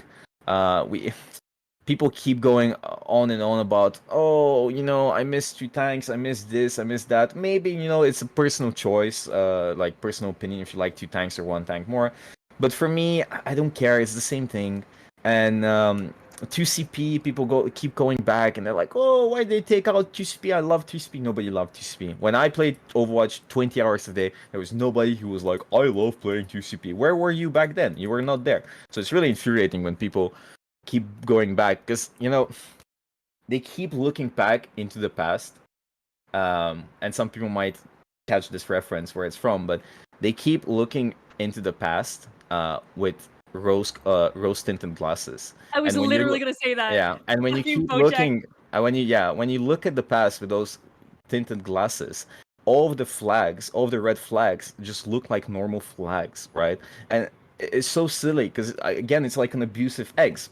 People, after they break up years later, they're like, oh, why did I break up? It used to be so good. It wasn't. I remember how bad it was. Everyone was so disappointed. Everyone was so depressed. Everyone was so like just bored out of their minds. Nobody liked the game. We had like 8K viewers back then. Nobody watched this game. Everybody kept saying that game, which they do right now as well. But like, it wasn't better back then. So it's really silly because people keep being nostalgic about it without actually being objective about it. Even if we went back right now to Overwatch 1, we would be in the same situation, if not worse. Like right now, if we reverted everything and kept the new heroes and the new maps, the game would be still not popular. The game would still be in the same like, I know popular, it define, like everybody has their own definition, but it would still be in the same spot because it doesn't. It's just there's a lot more things in Overwatch that don't make it as exciting for new players. I think it's mostly why would you play Overwatch, right? If I want a competitive experience, I'm going to play some other game. If I want to have a more chill experience, I'm going to play something else. Like you said before in your podcast, what is the point of playing this game? For who is it made? This game is just to be played sometimes when the new season hits and then stop playing and rinse and repeat. Anyways, that is my opinion. Fareeha, you were kind of wanting to chime in. I want to get Niandra's thoughts as well, but you were kind of nodding along the Bojack reference. I think that the people who look back and go like, "Oh, Overwatch 1 was better, take us back.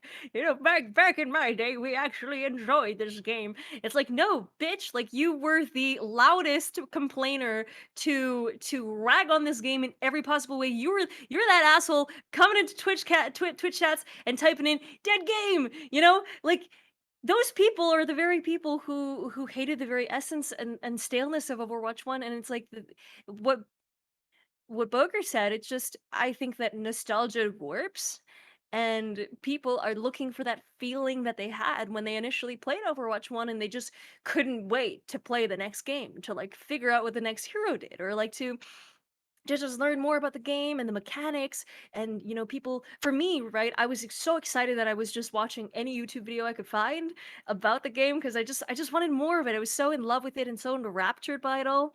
And they're looking for that feeling, but that feeling isn't there because their relationship with this game, their expectations of what it needs to be for them is shifted. It's a higher bar now. And like even for me looking back on the games that I used to love when I was a kid, like I played the shit out of Final Fantasy 1 and 2, and having the chance to revisit those games remastered on mobile, I'm like, what is this garbage? Like this is, I can't bear it. It's so slow. Like So yeah, my 2 cents.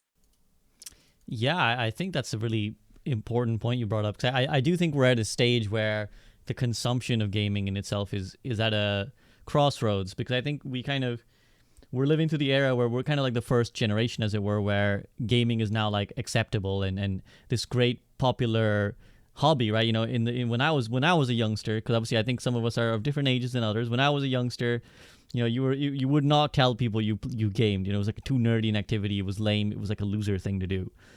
Then now in the modern era, like everyone games, and like it's a pretty normal thing. It doesn't necessarily make you cool, but it certainly doesn't. It's not something to be shameful about, and lots of like People yeah. probably get bullied in school for not being Radiant in Valorant or something. Yeah, It's probably like right. It's you don't have the highest rank in Valorant, and like the jocks are just sitting there grinding Valorant. It's like, yo, bro, what's your rank in Valorant? Oh, I'm actually just diamond. Fucking idiot. Exactly, right. So something like the that. era has changed, and corporations realize that gaming is super profitable, right? It's like more profitable than film and music or something combined. So like corporations realize it's profitable, and the model has changed accordingly. We got live service, we got microtransactions, we got developers trying to constantly milk you for money all the time rather than like a one-time release. And I think we're really seeing gamers kind of come to that realization and that jaded expectation of like what it is to consume games, because there's only degrees of satisfaction. There's no one actually super satisfied with the game they're playing. Like whether you look at the Valorant community, the Apex community, League of Legends community, Dota community, some core tenet of them are upset. Final Fantasy or World of Warcraft, they're all like, some core tenet of them are upset. They're unhappy with the game. They think developers are shit and stupid, and I think they always make bad decisions. The difference is just the scale of the number of people who are just playing, who are baseline happy, is higher in those games. Whatever they may say, more people are, from what we can gather, playing Apex, playing Valorant, playing League of Legends. They still have the same way they approach discourse in the game. They're still like, shit game, dumb game, stupid game, not as good as it used to be.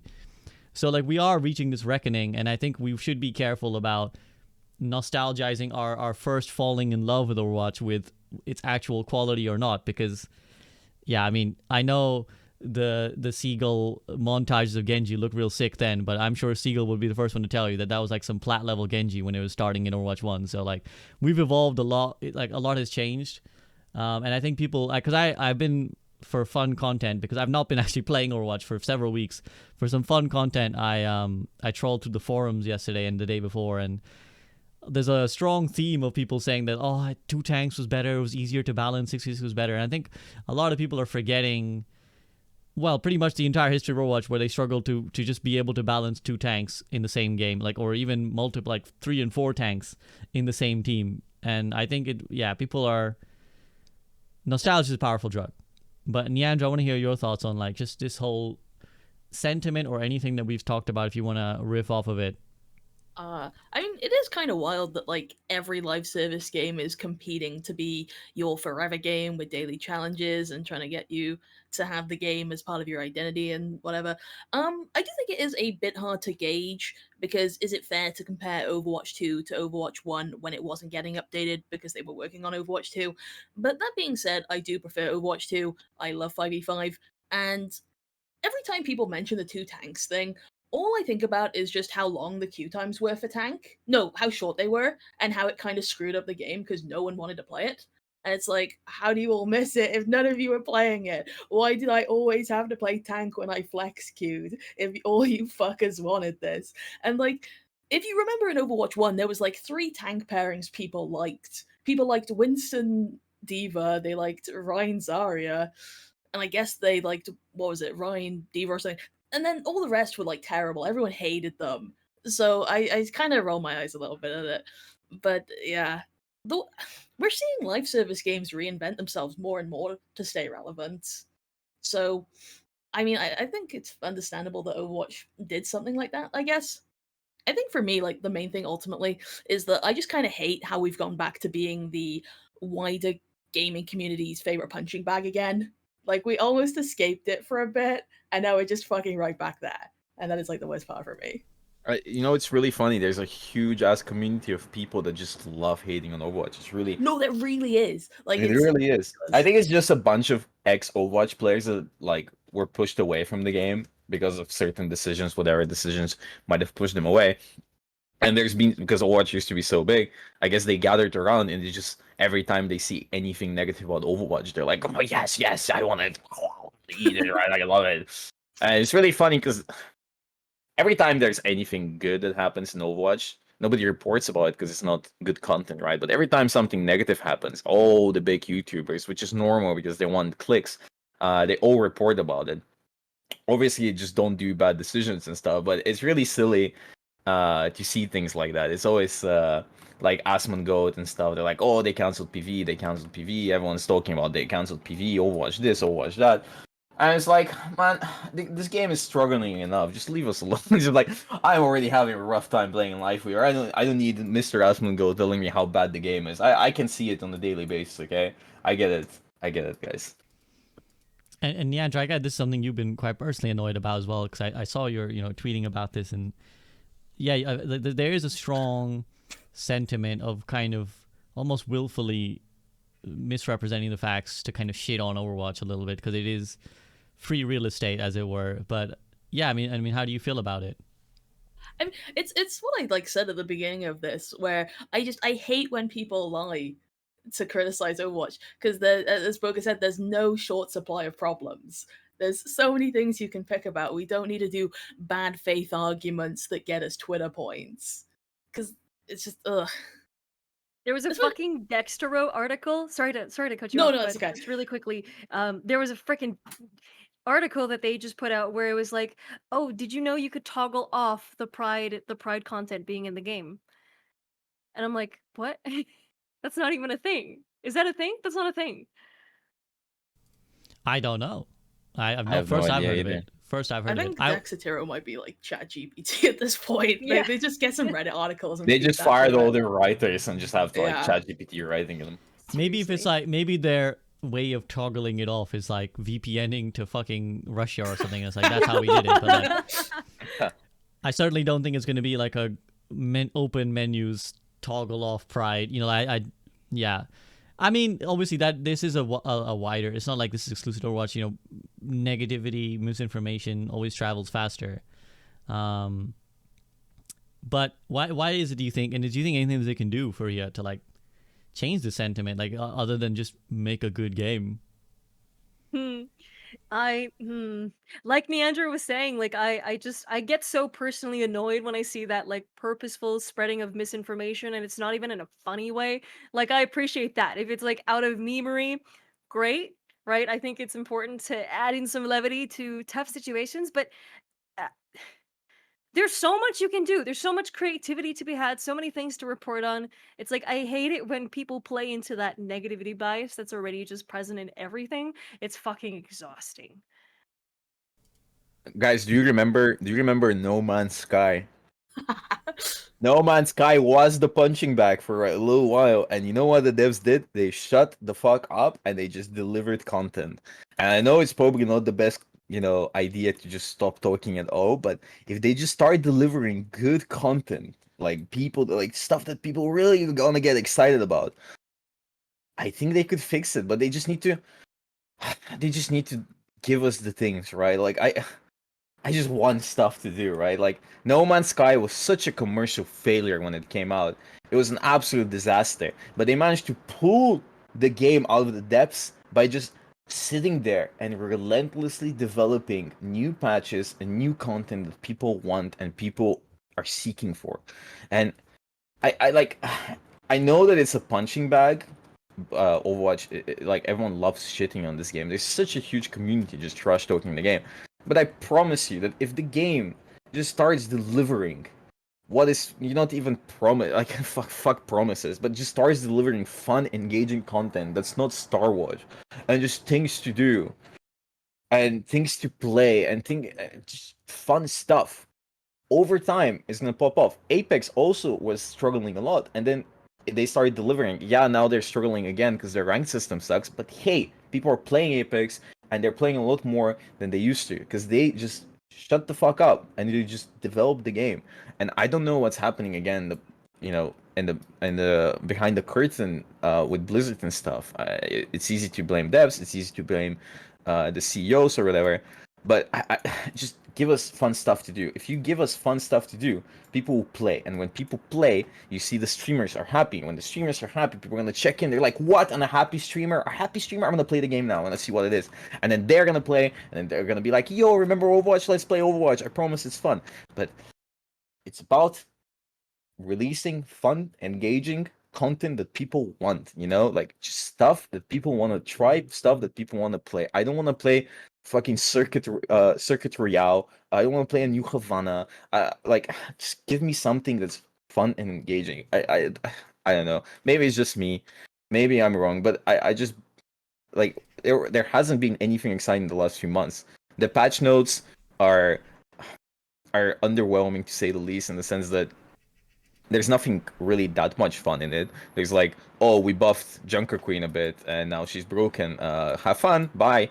And I just wish we had more fun stuff to do. Like, for example, League of Legends has this event called Earth, where they have all of a sudden a bunch of really broken abilities. Every character has them, and everyone's really ridiculous. It's so silly, and they put it on sometimes, and everyone's people genuinely get excited about it. And I remember the April Fool's patch. That was really cool, but they removed it after 2 days. Why? Why did they? It is mind-boggling that they removed the most fun event that they've had, just like that. Anyways, rant over. Whatever. Yeah, I mean, I'll allow Fareeha and Niandra if they want to chime in on anything that Bogur said there. Fareeha? Oh, well, I think that they need to stop taking themselves so seriously. Like that April Fool's patch, that was comedy gold. That was amazing. This game is a silly game. It's a silly game with silly characters who say silly things. Tracer has a voice line where she's like, blinkety blinkety. Like, really? Like you're going to hold this game up to a bar of perfection and polish and seriousness when that exists? Like, please. Just like let us have more fun, silly things that tap into lore, tap into comedy. Let us indulge in those sides of the game, because it's like there's so much opportunity for it. There's such an audience for lore. There is such an audience for character-based content. Like I see on Twitter the stuff that does really, really well on my algorithm. I don't know if it's just who I follow, but it's like it's the artwork. It's the people who sit there and mine for voice lines. It's the people who find these like dumb little interactions between Junkrat and like a kill he gets across the map. Like it's people love that stuff. Yeah, I mean, this is a feeling that I've been getting more as I've looked back and reflect on the wider history of Overwatch. And again, it's not really something that serves, because I don't see it realistically being implemented in the game somehow. But the real people keep arguing over like going back to 6v6 and 2 tanks. The real actual loss of Overwatch as a philosophical game was the open queue transition, because like what role queue brought was sanity to a game that people mostly played for silliness. And I think that's essentially what you're touching on, Fareeha, which is that like people enjoy the April Fool's patch because they kind of enjoy dumb shit in Overwatch. They enjoy like the bustedness of the characters. And ironically, the more we get towards balance in the game, which happens a lot, like we've had some pretty good balance states, no matter what people will tell you on the internet. And we've had some pretty good balance states, and people weren't really that happy, because ultimately, again, the funness of Overwatch is just doing something really stupid with a character, like just being Lucio and you ult on some guy's head and you insta kill him, right? Like that's very funny. That's very funny, and that's very entertaining. And obviously, while I prefer having role queue, and obviously there's the myriad balance concerns, which is why again I don't see us going back there in any way. Plus, like, we barely balanced for 5v5, let alone rebalancing if we were to ever go back to open queue. But I do think the biggest loss of the community probably was the switch over to open queue, or from open queue to roll queue, because that's what, like, even Donkey talks about in his video, right, where he's like, I cannot believe they went to open, like, the roll queue. This is the stupidest decision ever. And to an Overwatch player, like, no, you're an idiot, because I was tired of 4 DPSs in every game. But for a lot of people, it didn't matter. Like, that wasn't really why they played the game. And again, this goes back to my sentiment of, like, what people are really grieving over is not, I don't think, the loss of the PvE for what was promised, but the loss of what could have been, which is that a game that was silly and fun and replayable outside of a competitive PvP shooter. I think that's what people are really looking for. And it is sad because Overwatch does have a beautiful universe, because I've been playing other games, and I spent a week playing Apex, and my goodness Christ, the voice acting, the dialogues are so fucking awful, dude. The one that sticks with me is that there's this new hero called Mad Maggie, who's basically budget Junker Queen. And she has a voice line at the start when you lock her. She says, "You can't spell problematic without me." And I'm like, doesn't it fucking make sense? They're just the letters that happen to be in the word. They're not even in the order of me. They're in the other way around. That's just like saying that, like, you can't spell, like, I don't know, insane without I. It was like, it just pick 2 letters that are in the word and made a word out of it. Like, that's not clever. It's not funny. You guys don't know how to write voice lines in your game. Like, the characters in most other games are really shoddy and really badly done. And it is sad that how well Overwatch have done their characters are not really fully appreciated or spent time with. But yes, Niandra, you haven't said anything in a while. Do you have anything you want to chime in on? I'm active in a really big general gaming Discord, and Overwatch comes up every so often. It's not like a regularly talked about thing. And one thing that did surprise me was the amount of times that, like, not liking roll queue would come up with people who don't play the game anymore. Because, like, I just can't comprehend that as someone who does play regularly, who thinks that roll queue did amazing for the game. But a lot of casual players who fell off Overwatch, they feel the devs catered towards us too much, towards, like, streamers and competitive players and the sweaty players, and they feel like they got left behind and stuff. And then you talk to streamers and we feel the opposite, which is always quite fascinating. I've also been getting more into doing TikTok lately, and I've noticed that, like, casual Overwatch content is doing so fucking well on TikTok. Like, there is a huge audience for it. They love voice lines. They eat that shit up. The one thing I've mainly been doing is just, like, useless facts, and that's been doing really well. And I've been getting good views, and it feels like there really is just, like, an untapped market out there of a casual audience that we don't really interact with because we do, like, competitive and we get mad at the game and stuff like that. Well, the thing about it is that it's a flimsy engagement from what I can gather, in the sense that, like, yeah, people love seeing voice interactions. Like, I've had this as well, where I've done videos, I've done a few TikToks of, like, 2 characters saying something funny or cute to each other. The problem is that because it's not a fully fleshed out, like, story campaign, it's like you listen to it and you move on, right? That goes back to the problem of the loss of PvE, is that it'll be really funny one time to see a story mission play out where Junkrat and Roadhog are robbing something, right? That one time that people watch it will be great, but it starts and ends there, right? Like, the one time you've seen it. It's not like the difference of, like, a PvP thing is that, okay, you might have seen one Genji highlight reel, but you still like the second one because you like the character and you want to see him pop off. So, like, I think that's the problem with. You're right that there is a huge interest in, like, what more about the characters. I want to learn about them. I want to know, because, like, I've also done a few videos, like, elaborating on their backstories, and people have received them very well. Like, the backstory of Mercy, like, you know, people are interested. Like, where did she come from? Like, what was her history? But as long as that needs constant delivering, right? You need constant information about, like, well, you know, today we're going to tell you what actually happened to Ana between the ages of 25 and 40. Like, this is what she was doing. And if that doesn't come, then, like, you know, how long can you keep rehashing one line from a comic somewhere to tell people that this happened? So I think that's unfortunately the problem with it. But yeah, there's really a solution for that, I think, apart from, like, more PvE. Mm-hmm. Do you guys have anything else you want to add to this? Oh. Sorry, go ahead, Niandra. No, all I was gonna say is, I mean, keep in mind we do get more content at least. You know, like, we had Level Watch for Valentine's Day, and Starwatch. That was all. Fareeha, Bogur, you guys anything to add on this? Not really, no. Fareeha, pondering. Nothing Pondering for her me. orb. Nothing for you. Nothing for Okay. me. No. You approached that like a game show contestant was like, would you like a little vowel for you? And you're like, no, I'm sticking. I'm not gonna phone a friend. No. Okay, so no. let's head to concluding thoughts then. I've taken a lot of you guys' time. We haven't really even mentioned about playing Overwatch because I think honestly that's I kind of love irrelevant. playing Overwatch. Honestly, kind of irrelevant right now. Name one person that loves playing Overwatch. Go. Bogur. Yes, correct. Yes, true. I mean, we're not far from the next season of Overwatch, season 5, and obviously, you know, that brings with it some things that the devs have promised, like Magic and Mischief, or whatever it's called, and Quest Watch, I think. So What are those things? I don't know. Why know. don't they tell us? Tell us the numbers. What do they mean? Tell us. It's right Again, there. I Just can tell us. Just I say can only something. presume that they feel like it would be better to not pre-hype. I again, my expectations are very low. I feel like they're going to be somewhat the way Starwatch was, where can you imagine if they advertised Starwatch in advance, how more disappointed we would be? Because I played that game twice and never again. Like, it was so flimsy, it was not worth mentioning. Like, everything around it was amazing, like the feel and the aesthetic, the redone like skin on the map, and the comic was all of it was really fun. And then you play it and you're like, wow, I'm done. So I can only imagine that these other modes are essentially the same.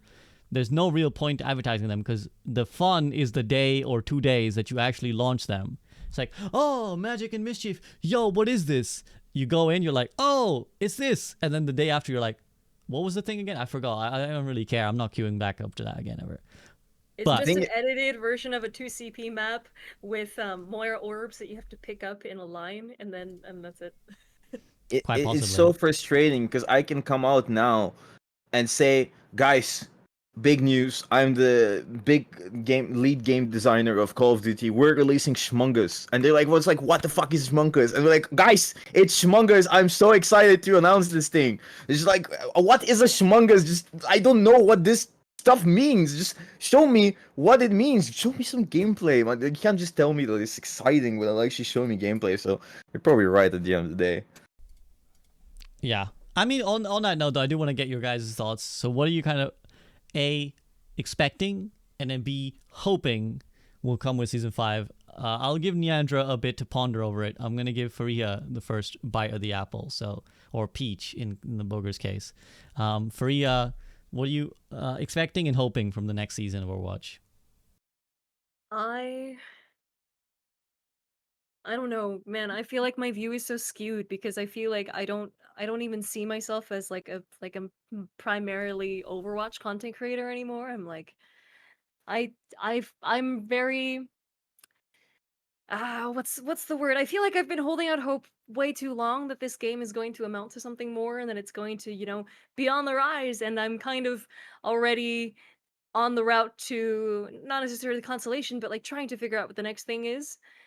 And so whatever's coming ahead with Overwatch, like I hope they realize that they still have that lightning in a bottle that they supposedly thought that they missed out on capitalizing. But I don't know. I hope they cater more to the lore fanatics. I hope they cater more to the casual audience because I feel like the competitive side of Overwatch is so desolate.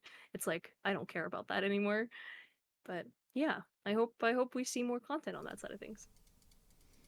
I like it. Bogur will A bit of a be doomer doing... take. I'm sorry. No, I mean, it's totally valid. I mean, honestly, like, yeah, I think that's a more realistic picture, that because I think some people have been like, oh, finally they'll actually dedicate time to the PvP, and I'm like, I'm just like, guys, this is it. Like, when they say that, like, we're gonna focus on the PvP, this is what they mean. What we got is what they mean. Like, this cadence of releases of balance patches, like, that is in their mind catering to the PvP side. So I don't personally have a lot of hope in that vastly improving. So yeah, I mean, fun stuff to do is great. Bogur, you'll probably still be playing Lifeweaver.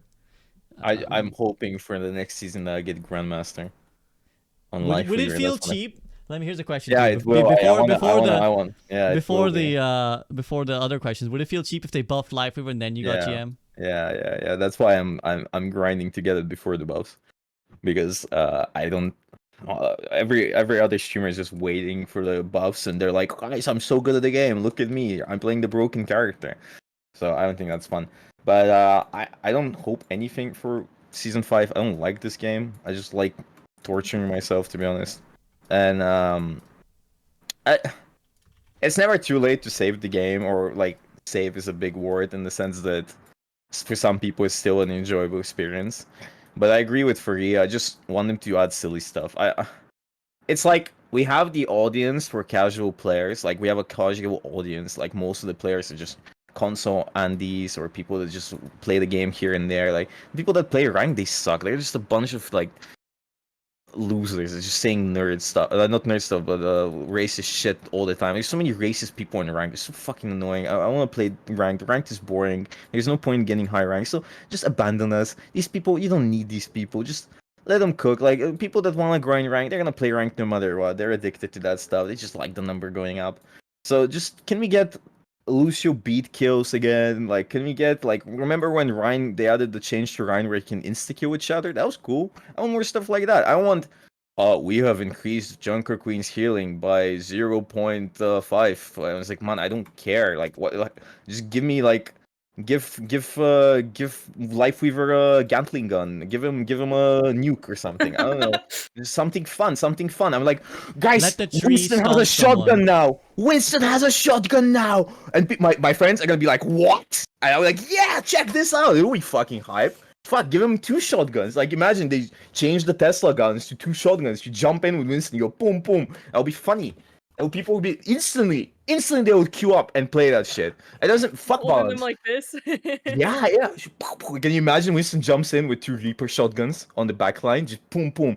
Like, obviously not something so ridiculous, but something more creative outside of number tweaking, because numbers min-maxing, making the most balanced game is boring. Balanced games are I'm so boring. That's bored not of the competitive aspect. It's so balanced games deadening. are boring. Who the fuck plays chess? That's balanced. That's fucking boring. I'm joking, obviously, but what like it's so boring to go for balance, and everyone's like, oh, balance this is unbalanced. Fuck yeah, it's unbalanced. I want this to be fun. I don't play for the balance. I want to queue up and do silly stuff. That's what I want to do, and everyone wants to do that as well, right? Just that's what's fun about the game. Like that's like, it's not, if you want to play a balanced game that is like the most competitive thing you can ever do, play Quake. Nobody plays Quake because that game is dead. Why? Because that game fucking, like, it doesn't suck, but it's so hard to get into because it's so perfectly balanced or whatever. And it's like, whoa, why would you get into it? Like, you have a bunch of sweaty nerds that have played the game for 30 years now. They're gonna roll you. So fuck that. Give me some silly stuff. The thing about a balanced game is that you have to have a community that wants a balanced game. We don't ultimately. Like, if you're CS:GO and you're like, we're looking at minor tweaks here and there to satisfy our community, that makes sense because they came for like a really high skill Yes. hero shooter. Absolutely correct. It doesn't make sense for Overwatch when that's not why people log on. They're not like, oh yeah, finally they nerfed the thing, I'm gonna go play. They're just like, can I do the fun silly thing again? Oh, I can't. Okay, goodbye, GG. Yeah, So, exactly. It's like the There's- patch notes make me think that Overwatch thinks it's Valorant, and it just makes no Yeah, sense. exactly. It's just like small tweaks. We're gonna change this damage number by 0.4, and this stun is gonna get reduced by 0.5. Guys, have fun. What is this? This isn't content. You just log into the spreadsheet, into your fucking thing, and you just change the numbers. That's it. And it's like, fuck. That's boring. That's boring. That's so boring. and of course, people will point out like, oh, you streamers were also complaining it was unbalanced, but who gives a fuck? we are. We're shields It's my anyways. job to complain. We change our It's my opinions job all the to time. complain. So Of course I'm gonna it complain. is what Don't it listen is. to streamers. No, don't listen to us. Like, honestly though. Niandra, what about Hello. yourself? How do you feel about what's like your expectations and what's your hopes for the upcoming season? I am looking forward to season 5, but as I said earlier, I do expect it to be pretty quiet, pretty low key, and I really, really, really, really hope that season 6 is just a sort of comeback season, gets a bit of goodwill, does PV okay-ish, gets people a bit more excited and a bit more happy. I will say the game is generally in a pretty good state if you do play it just casually with friends. Personally, I'm mostly just tired of snipers. I think we all are a little bit. I don't want to hear statistics about them anymore. I just want them looked at. But yeah, play with your friends, I guess, is my thing. For sure. And is there something like, so is there anything specific you want to hope for in the next season? No, just stuff. I just want. Just stuff. I just hope we can retain interest. That things aren't looking completely dire by season 6, because it's gonna be hard to pull people back to the game with Just want no to stop the new hero. bleeding, man. Yeah, Just- pretty much. Like, we're not even getting Yeah. a new map, right? Like, Not that I know of. yeah. Yeah, I mean, so my personal feelings, I think, like Fareeha said earlier that she doesn't even see herself primarily as a Overwatch content creator. I'm kind of approaching that place right now where I'm like, again, I have not played a game of Overwatch in like 3 weeks. So, I've been personally enjoying my journeys through other games. I think personally, partly it gives me a lot of perspective as well on what Overwatch does well and what it does badly. I have a long rant, which I won't go on right now, about why I think people, for example, prefer Apex to Overwatch. I think because it, like, the core gameplay loop is satisfied a lot more in a game like that, whereas in Overwatch it's very frequent that gameplay loop gets broken because you don't get to do the fun stuff you want to do, like you get sniped or you get counterpicked, or you just your hero is just so awful that you can't even pick the hero. Hello, Lifeweaver. It doesn't stop some people, though. So it doesn't. Some people are insane and play Overwatch 10 hours a day and like money. So that's them. But I think the way the game should be consumed, and this is how I will consume the game probably going forwards, is seasonally. I think that's how the game is intended to be consumed, is like a log on, you see the new thing that they drop this month or every other month, you play it for a while, and then when you're bored, when you reach that point of like, okay, I got the new thing, like I got the value out of it, I played the new mode, I've tried the new balance patch, and I'm getting sick of the same problems again. Now I'm annoyed that there's snipers sniping me again. I'm annoyed that like my the tank I pick is getting counterpicked or blah blah blah. So at that point, go play a different game. I think which is odd advice for me to give as a content creator, because like technically I need people to watch my videos on Overwatch to continue sustaining myself. But I genuinely believe that that's the healthiest way for anyone listening to consume the game, is like go on seasonally, enjoy the new thing, and then like move on, because I don't think this is going to be a game going forwards that will be played for every day of the 2-month period that the season lasts or whatever, right? So that's my POV. But anything else you guys want to add before I let you get going? I think what you said makes a lot of sense. I think you absolutely need to be finding your own joy in this game. I think you were the one who said that a while back, right? You have to find what joy means to you. Sometimes it's the silly stuff. If you are one of those nuts who just likes the competitive aspect of Overwatch, like go for it, right? Go for it as long as it makes you happy. And it just, whether that means like Niandra, and I agree too, like playing with friends, playing with people who are reliable, who are going to be fun, on the same page as you, like that stuff makes the game so much more enjoyable. And just like chase that joy, right?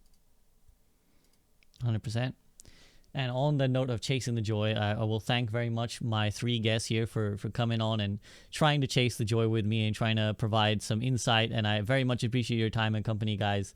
So I hope you guys have a great rest of your day and week. I hope the rest of the season, if you continue to play Overwatch, is a lot of fun for you. I hope, Bogur, you hit GM. I'm going to have a lot of fun for sure. I hope you finally get there, because I think it would be great. I want you to be the first guy to do it, because I don't want, and I really hope it might happen because dog hero, but like I don't want like no one to get there and then they buff him and then everyone gets there, right? Suddenly Defran is like, I'm back, fellas. I got my Lifeweaver and ranked to GM ready to go, and like it's actually quite easy to get GM in now. Like it's kind of free. Yeah. So I want you to be the one guy who does it. I mean, funnily enough, I was thinking you're literally like, there's probably no one in the world who's played more Lifeweaver than you. Like literally, there's no one. I'm the guy. I'm literally the guy. You're like literally the guy who has played the most Lifeweaver in the world. So that's funny, and I hope you get to GM. And for Niandra and Fareeha, I hope you guys continue to have fun with the game. For me, I'm going to go take a dinner break, and then I'm going to play some Diablo. So I hope you guys have a great rest of your day. Thank you so much for joining me, and peace out. Yeah, thanks.